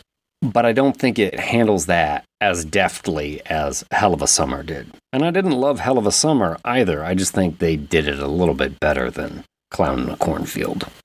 Yeah. I liked Hell of a Summer. I gave it a 7.5, right? Mm-hmm. And I think you gave Hell of a Summer a 6. 6 or 5.5. Giving it Swiss maybe. Army knives. Yeah. Yeah. Well, what would we rate this movie with? Jack in the Boxes? Yeah, that makes sense. So how many Jack in the Boxes are you going to give? How many Jacks do you... How many Jacks do you have on your Boober account for Clown in a Cornfield? I'm going to give Clown in the Cornfield 4.5 Jack in the Boxes. Oh, sad day for Clown in the Cornfield. I do think it's more bad than good, unfortunately. Mm-hmm. There is some funny stuff in here, and it is no doubt impressive that they made it for that budget because it does not look like that at all. No. But I find that the laughs don't come until too late, and I do find some deficiencies towards the end of this movie in the script where I thought I might have missed something on the first watch. And when I watched it again, I was like, no, I didn't miss something. It's just not in there. I think I kind of felt the same way. Mm-hmm. The first time I watched it, I was very tired. I was like, I must have missed something. Yeah. And I watched it again with Grace, and I was like, I guess I didn't really miss much. So I have 6 Jacks in my Boober account. Oh, okay. 6 Jacks in your box? Yeah, because I... Yes. Yes. I gave 6 Jacks in the box for this one. Like I said, I don't think it's bad, but I don't think it's good. I think it's passable. I think it's very impressive what they did with the money. No doubt. And I just wish it was a little bit more funny because I feel it's uneven. Yeah. It's got a really good critic score on Rotten Tomatoes right now, too. And I think you may have hit on something when you said this is probably a movie for younger people because it's based on YA books. And I have a feeling that the younger crowd enjoys it a lot more. Now, I've seen a lot of reviewers say, oh, I like it because it's different. I like it because it doesn't do what you expect it to do. It's not just, it's a slasher movie where the slasher is a creepy clown. Now, grant you, that is what it is, but there's a lot more to it than that you find out in the third act. And I think for me, the third act is when it falls apart. Yeah, oddly though, third act, also the funniest, I think. It's the one that is the most laughs in it, but it also, script-wise, has me scratching my head a little bit too often. Exactly. Before we go into the lobby, let's tell people where to find us. Oh, absolutely. So you can find us on Patreon. We're the whole damn thing at Patreon. And if you become a Patreon member, you get an ad-free version of the show. You can get access to our private Discord channel. We've got a great community of people that's growing little by little each show. Yeah, it's a lot of fun. We're always having a lot of laughs and chatting with each other and asking questions. And Mom gets on there and Mom shares stories. And, Mom likes being a star. Right, Mom? Yeah. And we got other stories. If you become a higher level Patreon member, we've got a good ghost story on there. Oh, yeah. We've got my story about Law and Order and the ass prints on the pool table. Ass prints on the pool table. Pretty classic stuff. I have a t-shirt that says that. Yeehaw. Mike, you have that story about the cursed ring and Dakota Fanning and how Grace is going to scratch her eyes out. I mean, I don't want to give it all away. There's plenty of other twists in that one. Yeah. I'm looking I have a lot you, of weird, creepy Clint stories. Howard. Yeah, well, it's your business, right? It's true. But anyway, it's true. You can find that at the Patreon. We're the whole damn thing. You can find us on all the socials, TikTok, Instagram. Mm-hmm. A lot of times we're the whole damn thing 13, but we've also got a Facebook page there. Just join the community whenever you can, wherever you can. And so stay tuned. We've got plenty more stuff coming up. Also, I have a short story out in a paperback right now. Oh, yeah, that's right. Like the sci-fi anthology that came out. It's called Space Horrors, an anthology of horror science fiction stories. Space Horrors. Space Horrors is on Amazon. Just type that in and you'll see right on the cover my name, me, and a whole bunch of other writers. And I have a short story in there, and it's good. It's $3.99 digital. Ooh, what a deal. Or you can get a paperback. I'll tell you what, if you get the paperback, join us on the Discord. Tell me you got the paperback. Send it to me. I'll sign it and ship it back to you free of charge. Ooh. All right. More and more and more being offered on the Discord all the time. But join the Patreon and get there. And get there. Join the Patreon and get there. Boober. Start your Boober account now. All right. Shall we head into the lobby? We'll come back and we'll spoil the whole damn thing. Sounds good. Clown in a cornfield.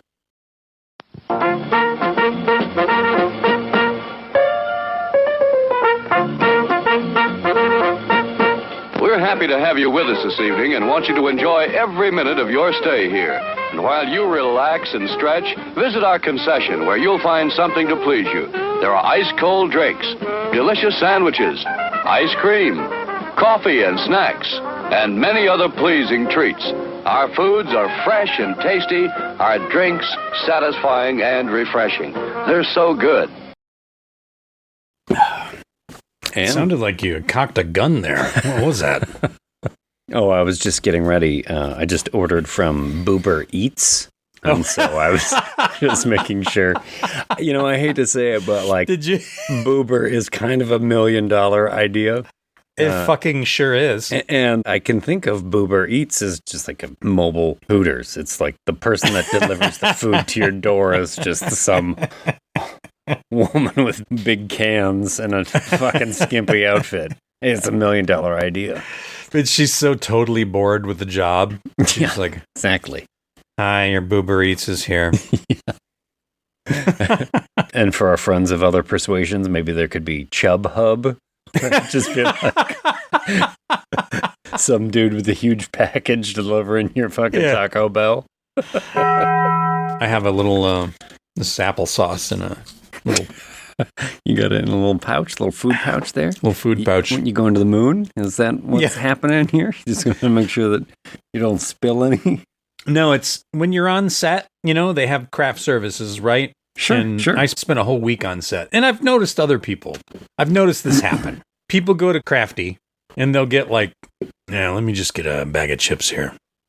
You know what? Let me just get 3 more bags of chips and 2 candy bars and a cookie. And they go back and they put it in their set bag. Yeah. And then like another hour later, they'll go get a coffee. Let me just get a couple more bags of chips here. And they go and they put it in their set bag. This is why movies cost millions of dollars, because literally $1 million worth of craft services walks away with the crew at the end of the night. Truth. And I've got a duffel bag full of stuff.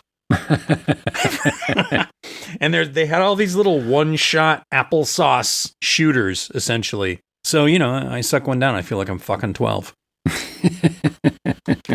It was good. It's good. This one's apple strawberry. I was just going to say, is that straight up apple, or are you throwing a little twist in there? No, it's got apple a little strawberry. Twist. Yeah. Because I'm 12.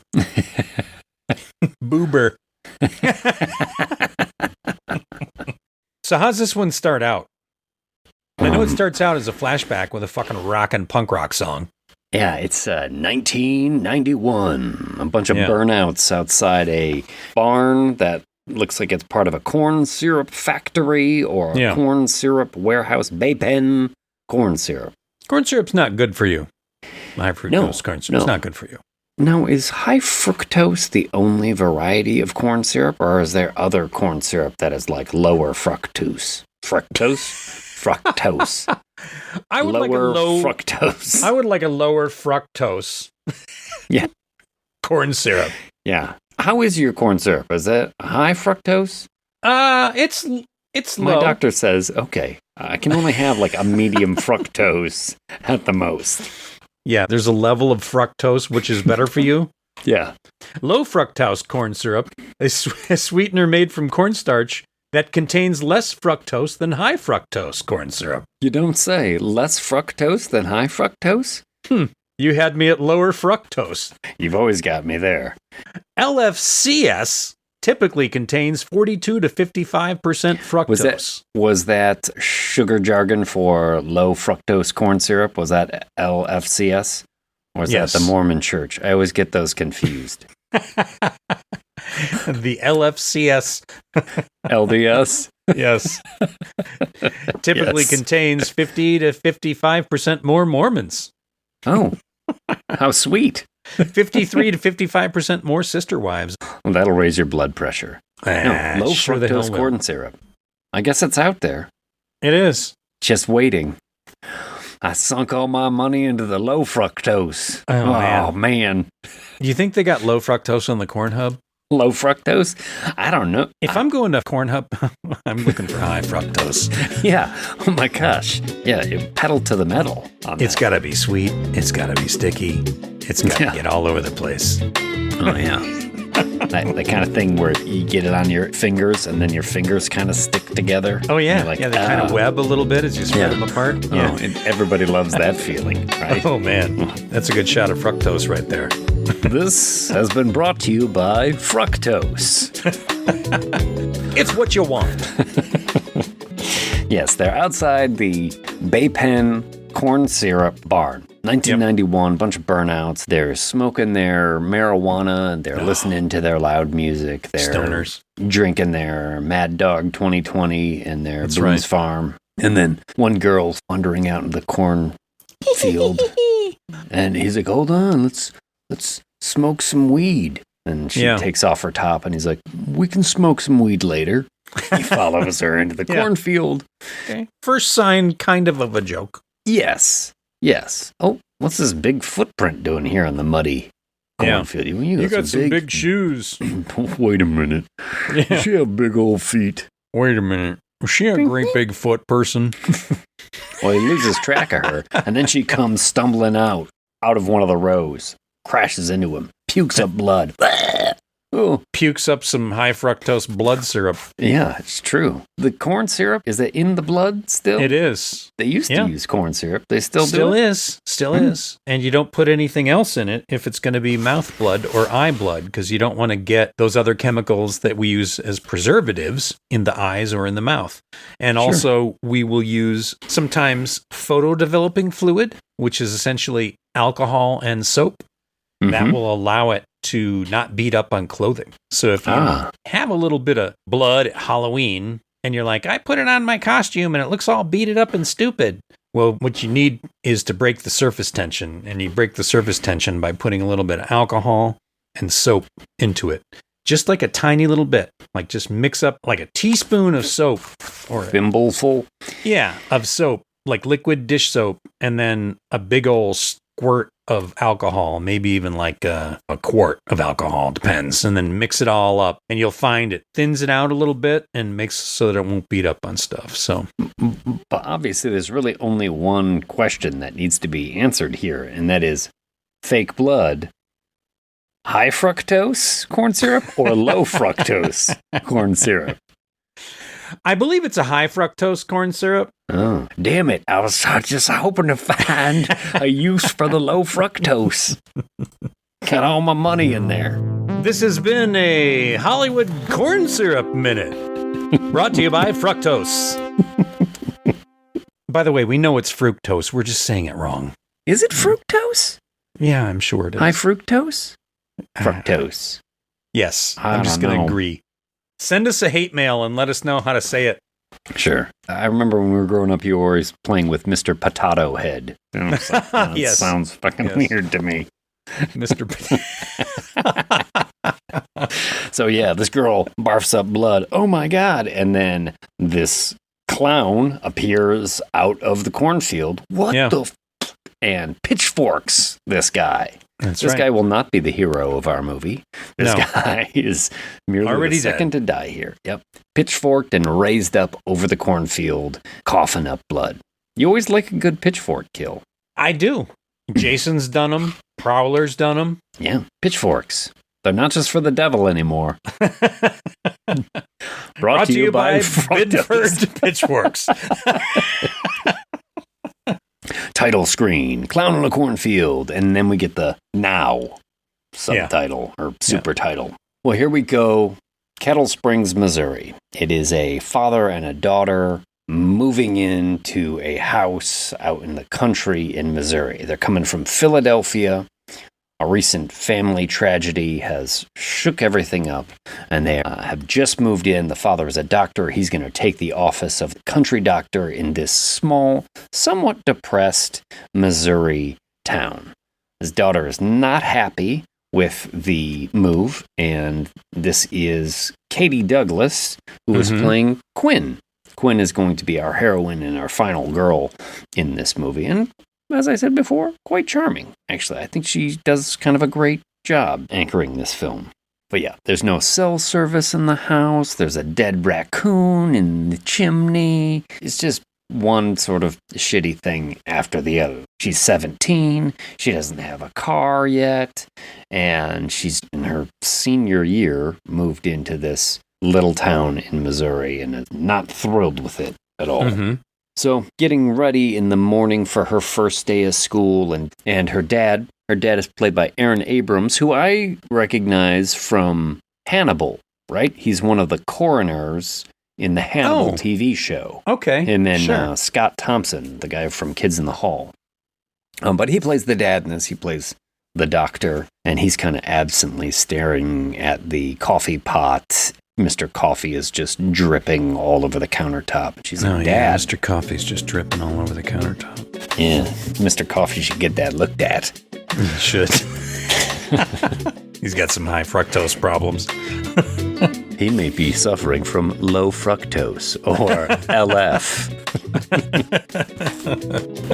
Indeed. Yeah, you find out that the mom died of an overdose recently, and the dad wasn't able to keep his job in the ER because it was just getting a little too intense for him, and that was what spurred this move, but he's obviously still a little messed up. But she's leaving for her first day. She is a very take-care-of-herself kind of gal, and she opens the door and... Yeah, weirdo on the doorstep. And it's just one of the local boys. Rustin, his name is, but everybody calls me Rust. Yeah. He's not quite Kind as of much awkward. of a hillbilly as Tucker and Dale, but he got a bit of redneck in him, you know, Carhartt jackets and hunting and whatnot. Yeah. What is there to do in town? Well, hunting and fishing ain't bad. Okay. I don't think that's going to impress the girl from Philadelphia. No. They don't do much hunting or fishing in Philly. That's the city of brotherly love. But Rust also warns her as a car full of stereotypical movie teenagers rolls by. You should watch out who you hang out with. There's some real weirdos out there. She's like, okay, dude. Yeah. Giant, strange guy.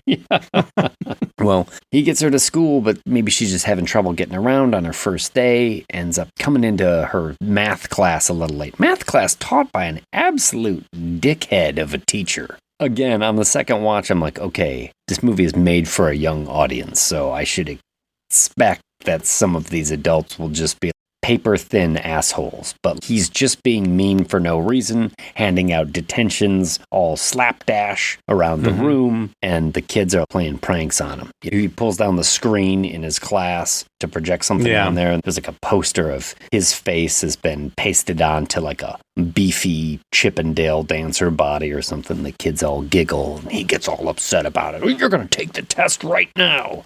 What did I do? You get detention. You get detention. He's handing out detentions like Oprah. You get a detention. You get a detention. You get a detention. Who wants a detention? Everybody wants a detention. Teens after class, they're like, oh, God, that teacher, he's such an asshole. And Quinn is just kind of, this is the group with which she will mix for the rest of the movie. You get Cole, who's kind of handsome. He's the son of the mayor, and his grandfather invented Baypen corn syrup. So he's sort of the scion of Kettle Springs, Missouri, or whatever. And you get Ronnie and Tucker, the I won't call them token African-American friends, but this is supposed to be in the middle of fucking Missouri. So yes, it's quite possible there are only 2 black kids in this school. And here they are right here. Yeah. Janet, the bitchy blonde, and who's about as basic of a bitch as they come, really, in this. She's drinking White Claw like a motherfucker, yo. Yeah. The only criticism I have of Janet is that she's such a basic bitch, and then later on there's a shot where you clearly see her shoes, and I don't know what she's wearing on her feet, but they're not Ugg boots like they should be. But these kids, they talk about the Founders Day Parade coming on, and this clown that you see everywhere. This is Friendo. He's like the town's mascot. The Founders Day Parade, the clown comes out, and they all kind of worship this clown because the corn syrup factory essentially is what put this town on the map to begin with. Yeah, and Friendo the clown is the mascot for the corn syrup. Yeah, baked-in corn syrup. And the teenagers all around are like, yeah, and that's why we turned him into a viral sensation. Because they make movies, which Friendo the Clown is a serial killer. And they kind of show her a little of their handiwork. Which is kind of ironic.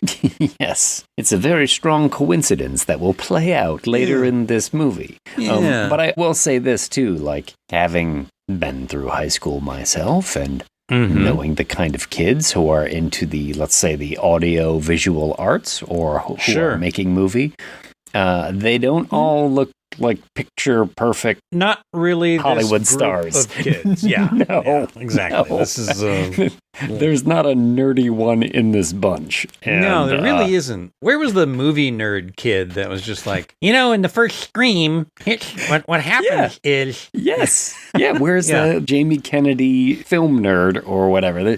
There should be some representation here of somebody who looks like they were into that shit. Who was the other guy in Scream? The one that played Shaggy in the Scooby-Doo movies. Matthew Lillard. Yeah. Oh, yeah, Matthew Lillard. This movie needed a Matthew Lillard, for sure. Yeah, I think you're right. Because other than Katie, I will say, everybody else is passable, but nobody really stood out for me so much. Yeah. I think the girl that plays Ronnie, she's the African-American girl. I think she gets some funny lines later on in the movie.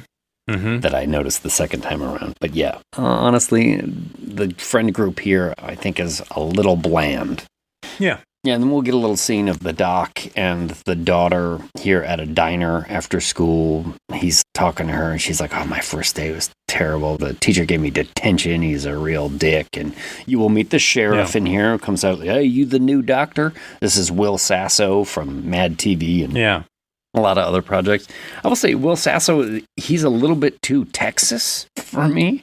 Like everybody else kind of talks somewhat regularly. I mean, maybe a little country fried accent, but Will Sasso, he just sidles up there. How you doing? Howdy there, partner. Look, don't mind if I have a piece of pie here right now. These are all Canadians. All these actors are Canadian actors. Yes. He was born in British Columbia, not Texas. Yeah. And then the sheriff talks about, you be careful too who you fall in line with here, talking to Katie. There's a lot of pesky teens around here. A lot of meddling kids. I mean, he doesn't say meddling kids, but that's the inference here. This movie does have a Scooby-Doo vibe at one point. Oh, yeah. 100%. Yes. 100%. But the kids, they're going to be pesky teens. They go in a convenience store. They pull a little ruse. They get some booze so they can go to the old barn later that night where they all sit around and drink booze and plot their next movie. Yeah, and then suddenly one of them's being stalked by a clown, and the clown comes out, and they scream and they run, and Quinn freaks out, like, oh, what's going on? And turns out they're just filming her reactions because they're shooting a little movie without her knowing it for their little friendo thing. One of them stumbles out, sort of holding his entrails in his hands, and then the clown comes out behind him. Ah! Oh my God, you should have seen your face. It was so priceless. You're so stupid. I can't believe you fell for that. Oh my God. I can't wait to show your face to everybody. Look how scared she was. She's so stupid. We're going to get so many hits on this. Oh my God, we're going to go viral from your stupid face. I'll be honest, I wish we could go viral from someone's stupid face. I don't know if it's got to be me. I don't know if it's you. I don't know if we film someone while they don't know it, but we need a stupid face to go viral for sure.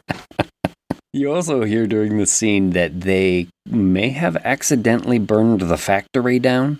Yeah. Like, what? We were filming a video there, and then an accident happened, and they're like, oh, they did an investigation. It was faulty wiring. And they're like, yeah, but we don't even really believe that either. Yeah. They're feeling a little bit guilty about it. And as the factory was the lifeblood of the town, really. And so apparently in the book, they did burn it down. Well, I get the vibe in this movie that they did burn it down, too. They just didn't want to say it. But they also hinted like, it was our fault that it got set on fire. Well, later that night, Cole will give Quinn the ride home. You know, she's turned on by this guy. He's handsome. He's the mayor's son. He's got a bitchin' Camaro. Doesn't really have a bitchin' Camaro, but his dad is the mayor, so... I think he's got Tucker's truck, doesn't he? He can get away with anything. Yeah. Yeah. And then we get Dad jump scare. Where have you been, Quinn? You can't just disappear. Yeah. Cole's like, oh, I'm so sorry, sir. Don't worry. I've only had a couple drinks. That's 2 drinks too many, young man. Stay away from my daughter. Quinn goes upstairs. She's like, I never wanted to be here. I didn't want to run away. I only did this because I thought it was good for you, but I hate this place. Yep. She stamps upstairs and slams her door and throws herself into her bed, and she gets her phone out, and bing! Her friends send her the video that they just took of her freaking out to the clown. She's like, oh, well, this is kind of fun, but hold on a second. What's that in the background? She zooms in, and behind the clown that was their friend, Tucker, in disguise, they can see is a clown. Another clown face. Yeah. Like, what's going on? Now, I heard Eli Craig talking about this, and apparently there are other times in this movie where there are little clowns hidden in the background that don't get pointed out like this particular moment. Like someone in a costume? Yeah. Interesting. Yeah. I wish I knew that for my second watch. I didn't see it. So if anyone here is going to watch it again, look for clowns. Keep your eye out for the clowns. I mean, honestly, just keep your eye out for clowns all the time. Yes. Right? Because you see a clown somewhere in the middle of nowhere or, in a grocery store, up to no good. That did happen a few years back. Remember when there was weird clown sightings? All of a sudden, it became like a thing. Like, what the fuck is this clown doing? Other people were like, oh my God, that's a great idea. Let's go do a clown in the middle of somewhere and just freak people out. Yeah. I mean, thought came to my mind. It works. Yeah. Legit. Grace has a good clown story, but I'm not going to tell it. Okay. She went to a clown party on mushrooms. That's all I'm going to say. Whoa. Yeah. Jesus, that sounds like a terrible idea. Well, apparently it was great. Clown this was a party. long time ago. This was pre-Mike McCarty. Yeah. Oh, wow. You had some big shoes to fill. Yeah. Well, indeed I did. After Quinn gets this video and she sees this clown, she's like, what the fuck is this? And she's sending it back to her friends. We cut to Tucker, the African-American kid who was wearing the clown costume in that video, one of the friend group here, and he's in his house, and the doorbell rings, the Ring doorbell, and so he gets on the phone app, and he sees there's a clown at his door, and he's like, oh, we're doing another video. This is happening. Oh, I see. Huh? Okay, yeah. Cut to 5 minutes of him wandering around the house with a Nerf gun. Yeah. Yeah, and where are his parents? Like, this seems late at night. Shouldn't your folks be around here somewhere? Parents are largely absent in this movie for a good portion of it. In fact, do we even see much of the parents, really? Or is this like It Follows, where the parents are, like, not there? You see Cole's parents, and you see Quinn's parents. Sure, but they're major characters. Yeah, those are the only ones that you see in this. Yeah, Tucker's going around the house. He's hearing things, but he can't see this clown. He gets back up into his bedroom. There's a bunch of plastic sheeting on the floor. He's like, oh, nice touch with the plastic sheeting. He opens up the closet. There's no one in there. And he finds a little jack-in-the-box. Twists the jack-in-the-box, plays its little... That's not Pop Goes the Weasel, but it's this little tune. They couldn't afford Pop Goes the Weasel. Yeah, probably. The little clown pops out. And then he turns around, and there's the clown. clown and scare. Slashes him across the throat. Yeah. This isn't a video. This isn't a prank. This is somebody getting murdered. Poof, he falls on the ground, blood gushing out onto the plastic sheeting. Legit blood gags by Doug Morrow and his company Character Illusions, small little Winnipeg company, kind of family owned, family run. Him and his wife. I think his brother works there sometimes too. And oh yeah, it's cool. Yeah, I chatted with him a bit about this because he also did like The Long Walk, and he's done a lot of stuff. He's been in the business a long time, kind of like myself, and really, really fucking nice guy. And again, the stuff that they did in this movie for the amount of money that they were given, come on, man. Impressive stuff. Impressive. So I just got to give a shout out to Doug and Character Illusions. Hell yeah. Yeah, all that stuff looks good. I mean, the effects look better in this than they do in Tucker and Dale, certainly. Yeah, I mean, 100%. 100%. Older movie has not aged well. This one, these effects, they're going to age just fine. Yeah. They're all good gags. I mean, he said they did 25 or 26 clown masks alone. And I was like, God. Fuck, really? Like, wow. And then he's like, yeah, and now recently we're even doing some more for promotional shit. You know, because right now the movie's in like Walmart and it's hit the Target, you know, that recently came out on DVD. Obviously, it's Halloween season right now, so you want to get that. Yeah, I think some other company has the rights to make the Friendo mask, but it was... Yeah, it's Silver Shamrock, isn't it? Yeah, that's my favorite Halloween mask company. I don't know why you would bring up Silver Shamrock. I know why, because you love it. That's why you would bring it up. I don't. I think you do. Ask your parents secretly to help you put it on.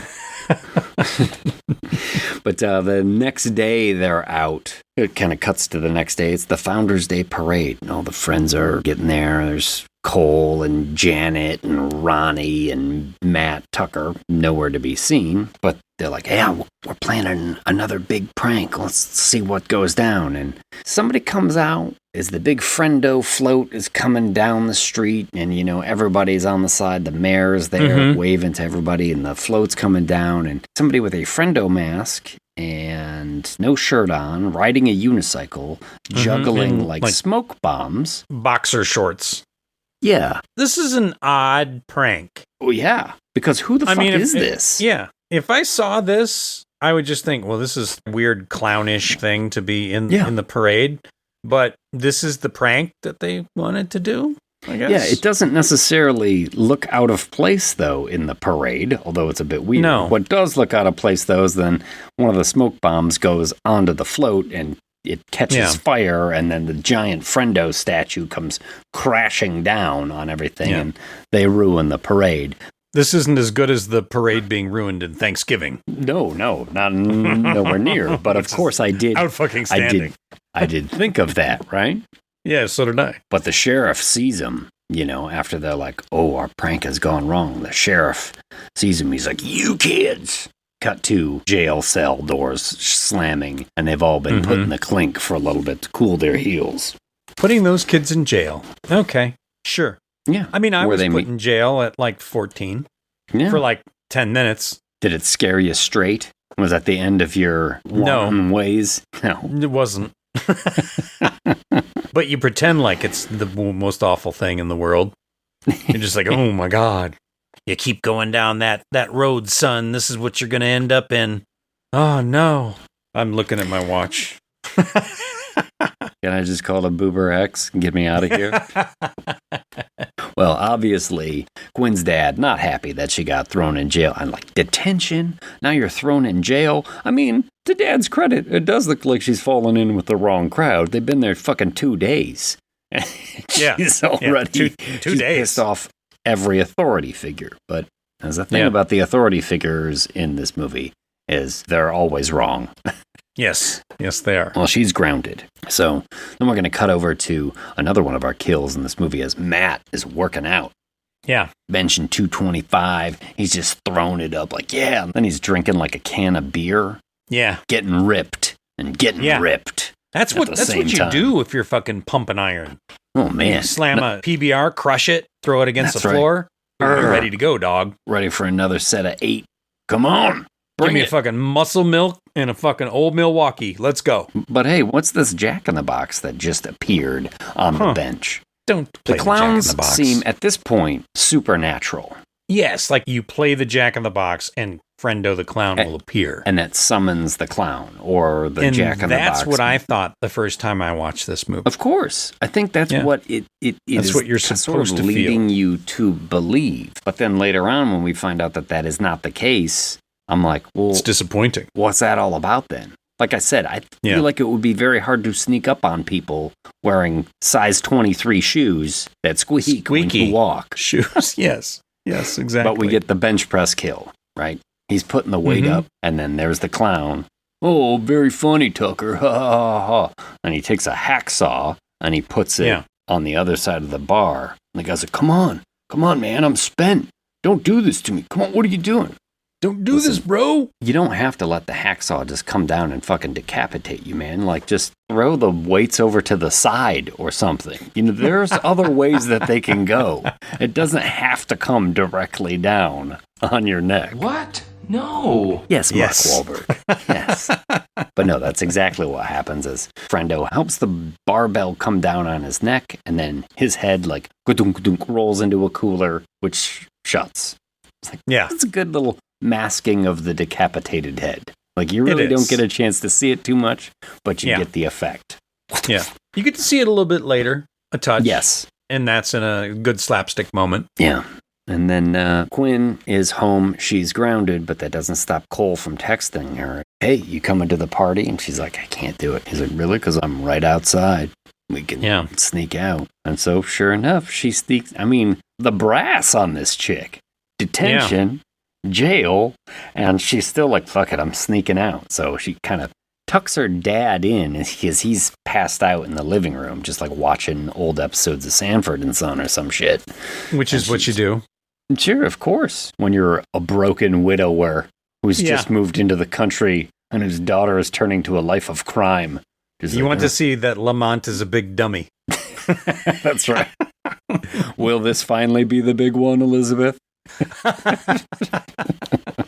So yeah, Cole gets her in the car. They're going to go to this party out by the barn. Oh, they almost run over Rust, who's just carrying a carcass of a deer across the street.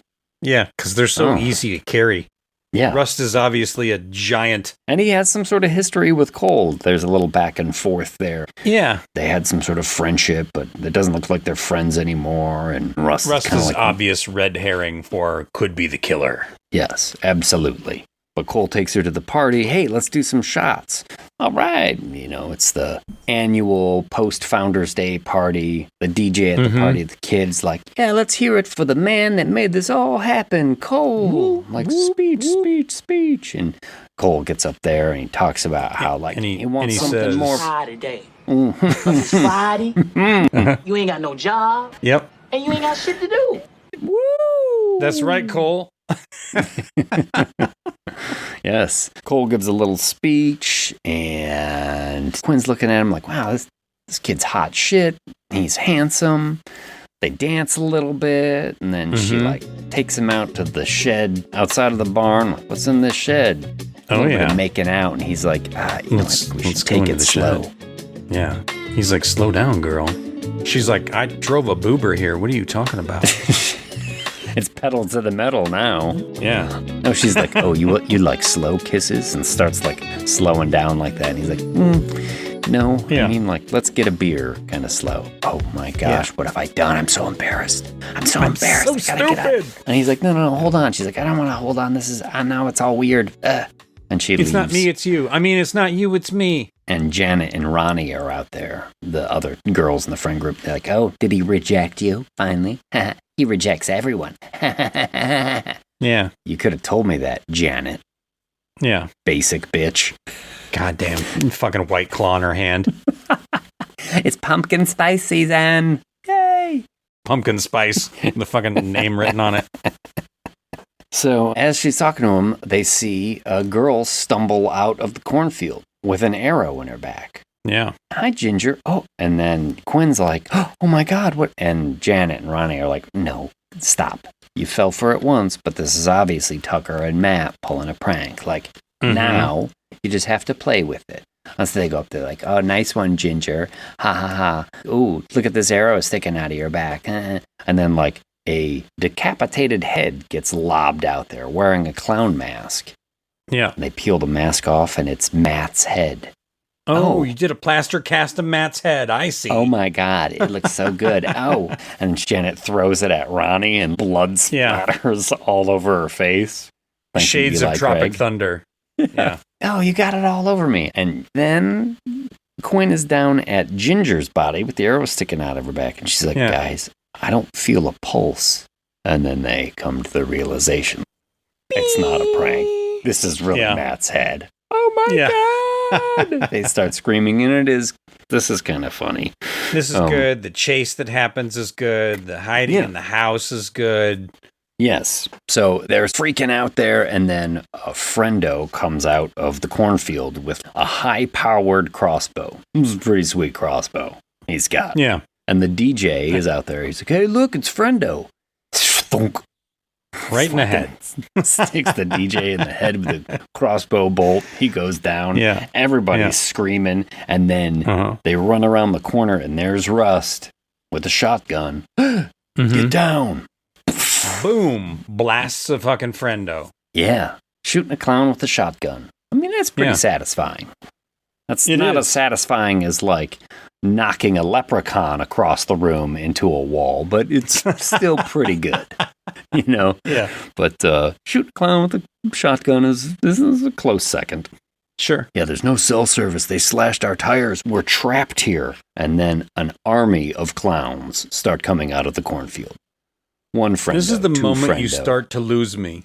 Because I was like, wait a minute. What? Because I think, right, at this point, you're like, oh, sure, they shot him, but that clown is going to get up somehow in a second. Yeah. But anyway, all these friendos come out, and one of them is holding his hand up, and Rust blows it off with the shotgun. Pretty fun gag.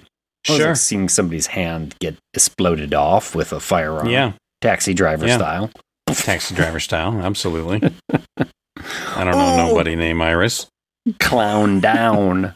Holding the bloody stump, squirting out blood. The teens all lock themselves into the love shack that they were just in a second ago. And the clowns are surrounding them. Don't worry, it's a steel door. They can't get in here. I was like, yeah, it's a steel door, but it's like fucking plywood walls. Like, that's not going to fucking help you. And that are kind of easy to get through. Pitchforks start coming through, and you hear clowns fucking giggling and stuff. Pitchforks and fucking chainsaws. And did one of the clowns have a gun, too?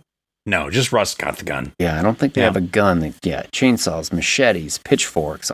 I mean, a gun would have helped these clowns, honestly. Sure. Yeah. But yeah, the house that's nearby, they have a landline. If we can get there, we can call for help. They find a drainage grate in the shed.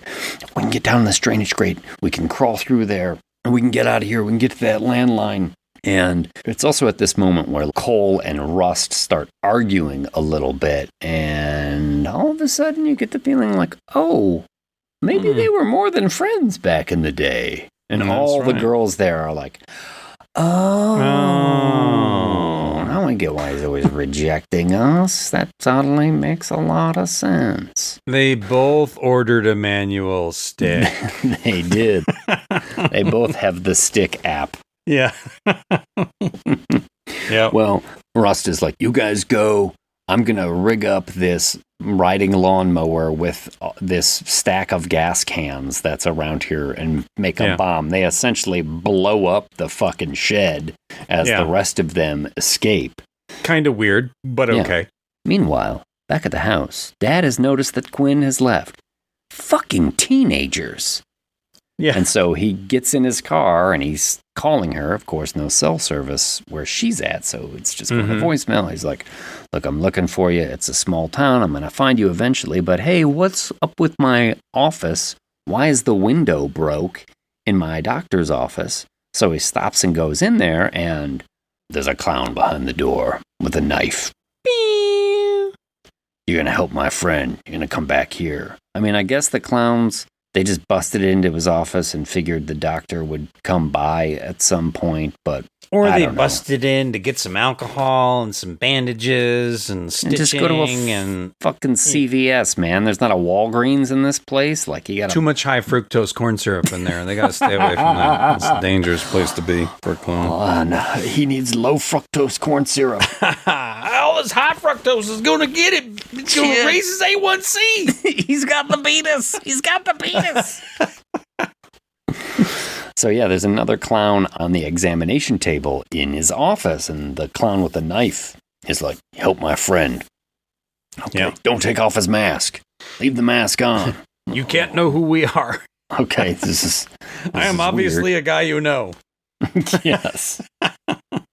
As that's happening, the teens are scrambling. They make it to the road, and oh, here comes a car. And they're like, oh, God, thank God, thank God. They wave down this car, and as they do, whoop, whoop, the lights start spinning. Oh, it's the sheriff. Now, I would think like they would be like, thank God it's the fucking sheriff. There's a bunch of clowns murdering everybody, but they're like, oh, not the fucking sheriff. And he comes in. He's instantly a dick. He arrests only Cole. You're going to go back in the car. And then he drives off, and it's Ronnie, the friend, who's like, why did he arrest only him? Why is he leaving us out here? I don't want to go back in the fucking cornfield. But they're like, we got to go. We got to cut through this cornfield. We got to get to this landline so we can get help. I mean, the cops were just there, but no help from them. Like I say, the authority figures in this movie fucking suck. They do. Well, while they're going back through this cornfield, they are caught by a number of clowns. And here, Ronnie will meet her end at the end of a chainsaw. Yeah. This clown really gets her with the chainsaw, too. Did you notice that? Saws through her. Like he sticks it right through her. Chainsaw, chainsaw. And then she's dead on the ground. And then he's like, nah. And then goes, let me go after like a thigh. Like, who wants a thigh? Anybody want a thigh? Wow. Yeah. Stop it, man. It's like Joe Pesci pulling deer parts out of the fucking grill in Goodfellas. Henry, you want the wing or the thigh? Yeah, also during this, when Ronnie gets chainsawed, Janet, the basic bitch, gets totally sprayed with blood at this moment. Again, here's another basic bitch getting sprayed with blood. Thank you, Eli Craig. Eli Craig, that's his thing. It's like his Tarantino foot moment. This is going to be some chick just getting sprayed with blood. That's really good. I like that. The Tarantino foot moment. Brought to you by Dr. Scholl's. Well, Janet and Quinn run into the house, and there you see there's a dead clown in the chair. There's just clowns everywhere now. Oh, yeah. Everywhere they turn, clowns are in town, clowns are in the house, clowns are in the field. But this clown has like half of his face burned off, and they hear a phone ring somewhere. Oh, there's a phone upstairs. They go upstairs. Oh, there it is. And this is the moment in the movie that I really, really laughed the first time. Me too. Because they get to the phone, and it's a rotary phone. And they're like, use the phone, make a call. And Quinn's like, where are the buttons on this fucking phone, Janet? Yeah. Like, they don't know how to use the rotary dial on it. Yeah. I believe this. Sadly, I believe this. Yeah. Well, that's what makes it funny, because it seems truthful, right? This is true. And earlier in the movie, too, they had made a moment where Quinn doesn't know how to drive a stick shift. So there is the commentary that runs through this movie that's about the differences, the generation gaps, and what is important to one generation and things like that, right? So they can't use the phone. They run back downstairs, and the clown that was in the chair is missing. Wow. Oh my God. That's what you expect. Is it a trap? But there he is. This whole thing is a trap. A pitchfork, and Janet gets pitchforked. Yeah. And lifted. Like, yes. Come on, supernatural clown powers. Like, who is this clown? And let's face it, a really sturdy pitchfork, because Janet, I mean, she's probably like 115 pounds. So yeah, absolutely. Like, that's going to break the nose off of Binford, but that'll take a Stanley straight to the ceiling. Yeah. Yeah. Janet gets pitchforked, but Quinn manages to kill the clown with the pitchfork. Like there's a little bit of a struggle. She gets it. She kills that clown. And then Janet is dying on the ground. And her last words are, "I hate you, Quinn." And then the clown dying next to her says, "Me too." Yeah. And so I got the rotary phone moment. I laughed. I laughed at this moment. We cut back to the doctor's office where he's trying to do surgery, and he's convinced the threatening clown with the knife to look for a bag of saline. Yeah. And the doctor manages to get the knife and stick the other clown in the neck. Oh. And he's like, "Okay, I'm sorry I did that, but listen, you're really going to want to leave that knife in there. Otherwise," and the clown pulls it out of his neck. And he's like, "Well, now you're going to bleed out." That's exactly what I was talking about. I just, okay. Would not. That also was a funny moment. Yeah. And so all of a sudden, laughs we're like in like a minute. Yeah, we're like an hour into this movie, and all of a sudden it got really funny. Yeah. What the fuck is happening now? Yeah. To this. But Dad has managed to get out of the office, and he has gotten a radio out of one of the clown's pockets, and you hear the clowns talking, and they're like, "This girl's really struggling, but just get her to the old Bay Pen factory," knowing that she's talking about Quinn, so that's where he's off to go get her. Well, Quinn has run out of the house. She gets into this old pickup truck to try and get away, but lo and behold, it is a manual, and she cannot drive stick, and there's no app that she can order up.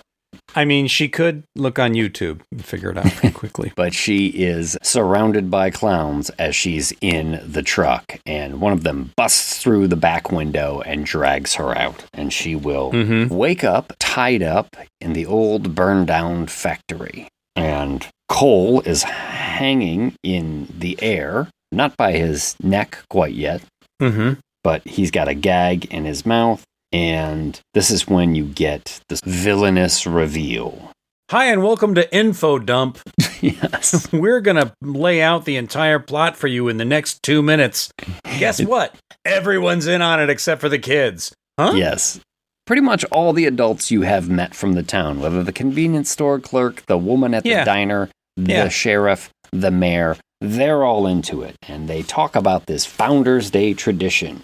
Right. But these are also their kids, kind of. Like, is it just single people in town that kill the kids? Because it's a small town, so you'd think that every 20 years or 10 years or whatever, a whole bunch of kids get killed. Last time it happened was 92, so what, this is 30 years ago? So it's like every 30 years we kill off an entire population of teens in the town? I don't get it.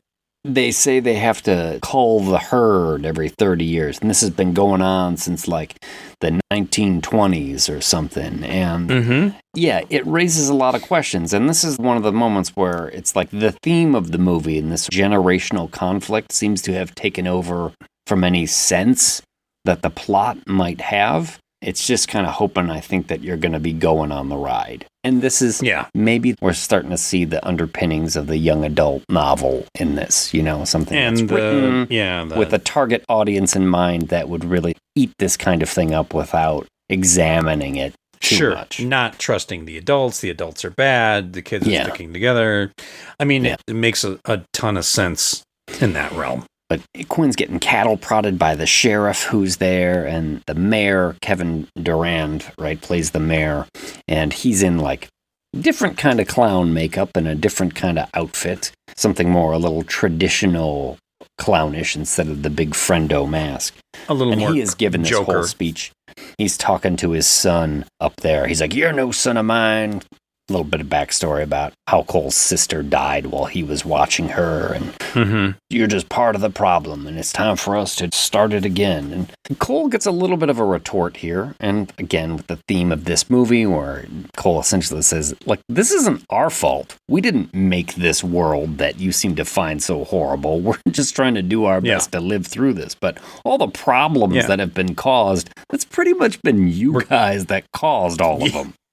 We're just living in this world that you made. 100% true. Yes. Yeah. They just live in the world that we created. Yeah.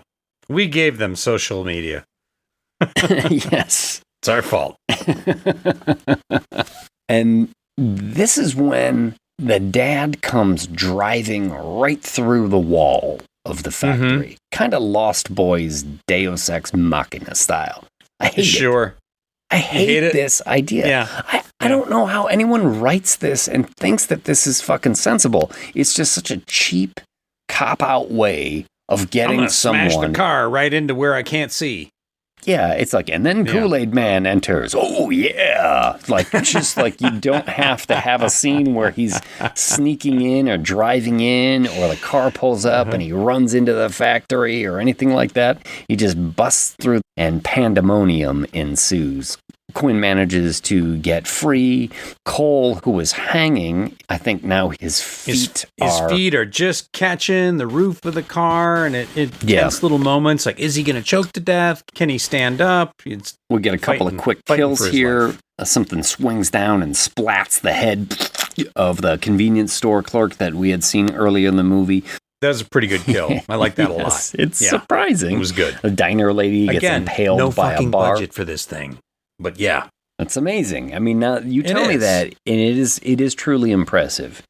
Yeah. But as an overall experience, it can't make up for some of the shortcomings that are coming pretty fast and furious right now. Sure. The doctor gets winged by the shotgun, and he falls down. The sheriff chases after Quinn, and she goes into this back room that is full of all these friendo costumes.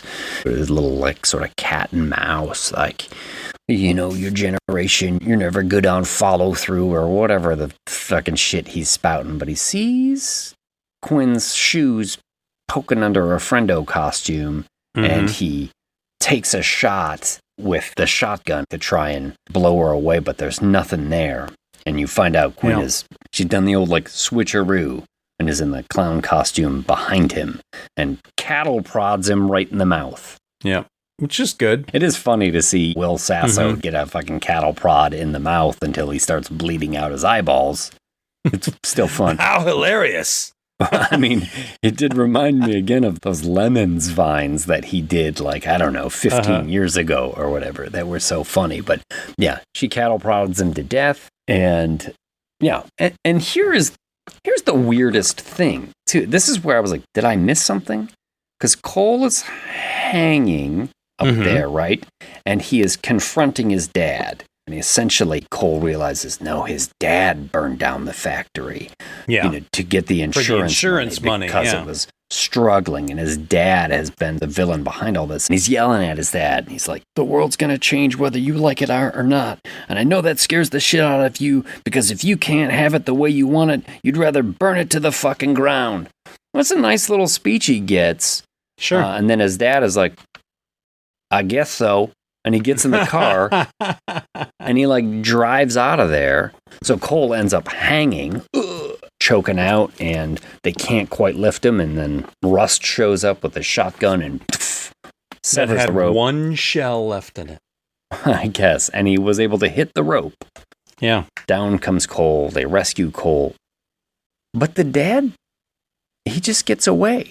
There's no confrontation. There's no... like, what happens to that character? And I thought... Remember, it's a series of books. I know, but I thought at the end of the movie, maybe you would get that little, you know, like in Star Wars when Darth Vader fucking gets control of the TIE fighter at the end, fucking goes away. Like, ooh, Darth Vader's still out there. I thought we would at least see the dad in the car driving away or going someplace, but you never see him again. They just kind of like let that character fade away in a really, I thought, awkward, unwieldy Kevin had to catch kind of he had to catch a plane back to Manitoba. And it was like, you know, listen, you know, you got until 5:50. Kevin turns into a pumpkin at 5:50, so you got to get all his shots out. We still need dialogue in the barn. And then he's, you know, in a transpo van eating fucking $35 worth of chips on his way back to the fucking airport. He's got a duffel bag with 40 applesauce packets that he's trying to get through the fucking TSA line at the airport. In my fucking career of working in movies, I've probably eaten as much craft service as was the entire budget of this movie. Eaten or taken with me. But yes, they rescue Cole, and then they all pile into this little clown car, essentially. It's like a Volkswagen Beetle. They all get into it. And Quinn's behind the wheel, and they see one last clown. I think it's their teacher, actually. And he's got a chainsaw or a sledgehammer, but he's standing at the end of the drive. And Quinn's like, oh, God damn it, I don't know how to drive stick. And her dad's like, I'm going to teach you right now. I'm going to have like this father-daughter bonding moment. Yeah. Go, okay. Put in the clutch. Yeah, he's like, he's in the clutch. And then finally, he's just like, all right, now punch it. And she floors it. And they absolutely splatter this clown all over the front of the car. Which is good. You know, pretty good. Yeah, the laughs come so much more frequently in this last act of the movie. Yeah. If there had been laughs like that throughout the movie, I'd give it a much higher rating. But as it is, it just feels uneven. As would I. Yeah. And like the things with his father just kind of disappearing, and we don't get any sort of end cap or end scene or epilogue with him, because it's the end of the movie. You know, we're going to cut to a scene where Quinn's off to college, and Cole and Rust have reconciled, and they're like seeing her off, and her dad's running for mayor, and things are changing in the town, and like, here it is. It's a brighter tomorrow. Mm-hmm. But like what you were talking about with, so they just kill a bunch of the kids every 30 years? That seems like a weird thing for a town to do. Yeah. So much of it just doesn't make any sense as you get towards the end. I feel like what I wanted to find out, and who knows, maybe this is a thing in a subsequent book. I don't know because I haven't read the books, but I wanted for there to be like some sort of deity that they were all worshiping. Like there was some famous old clown that was a devil worshiper that had some sort of deal. That's what I thought. That's where I thought this was going. They need to honor the clown every 30 years with a sacrifice or something like something like that. They say it in there that the Founders Day Parade, they say specifically that they all come out and they kind of worship Friendo. And I was like, oh, well, that's where this is going. But we don't actually see any worshiping of Friendo. And then you have the Jack-in-the-Box elements, where the Jack-in-the-Box seems to suddenly appear, like in the closet or on the weight bench, and they twist it up and it pops up, and then the clown seems to be there. I thought, oh, there is a supernatural element here to this. Sure. But it doesn't really pan out that way. Instead, you've got the adults in the town, the teacher, the convenience store guy, the sheriff, you know, all the figureheads in town. Yeah. Are crazy fucking really good psycho killers that are skilled at killing people, skilled at tracking people, skilled at sneaking into a place, putting down a little jack-in-the-box, laying plastic on the floor. It's a little stretchy. Yeah. And, you know, I'm okay with stretchy a lot of the times. I'll give a lot of things a pass. Ultimately, it's the unevenness of this one that makes me rank it on the unfavorable side. And that's why I give it a 4.5. I do laugh, honestly, and they're good earned laughs. They just start way too late. Mm-hmm. And I hear you. Didn't you want at the end to see the dad driving to some like ancient pagan hobo box car on the abandoned railway outside the town where there was like, you know, the demonic clown? Yeah. 100%. There are a couple of flashbacks and newspaper clippings, I think, as you're getting that exposition dump where they talk about a bunch of clowns showed up in the 1920s and all this other stuff. Yeah. Needed more of that. Needed more of that in the movie. And maybe it's because it was such a small budget they couldn't afford to put it all in, and they just sort of trimmed it back to what it is. Well, I mean, I applaud them for doing so much with so little. I mean, it's a magic act is what it is. Yeah. That's fucking budget sorcery, how they pulled all of that off. Probably didn't have the Smucker's Crustables. Fucking Crustables. Wow, did you have Crustables at craft services too, along with the applesauce I've got like pouches? 4 of them in my fucking closet right now. Dude, I got 4 grape Crustables. They really were going the middle school lunchbox route with you guys. It was funny. Individual packs of goldfish? Do you have that? No, there was white cheese corn though in the individual bags. Okay, there you bags. go. Yeah. Yes, that's it. That's what I'm talking about. It was fucking, it's like a middle school lunch. Yeah, it was 4th grade lunch was what we had. Yeah. and you want a Tangelo? Here's a Tangelo. Yes. Yeah. I'm going to send you a photo of these Ziploc bags I have full of craft booty. It's good stuff, man. Yeah, it is. Yeah. All right. Shall we have Tyler call us a boober? Yes. Tyler, take us home. The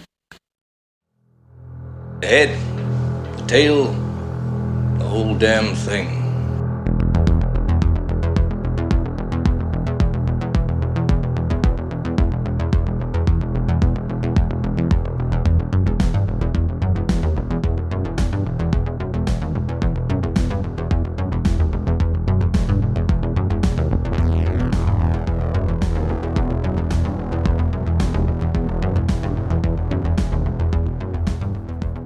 And that ends another episode of The Head, the Tail, the Whole Damn Thing, with industry professionals Mike D. McCarthy and James Knight. I'm your announcer, Tyler Patton. Please join us next time for our super secret double feature Halloween special. Let's see if I can still do it.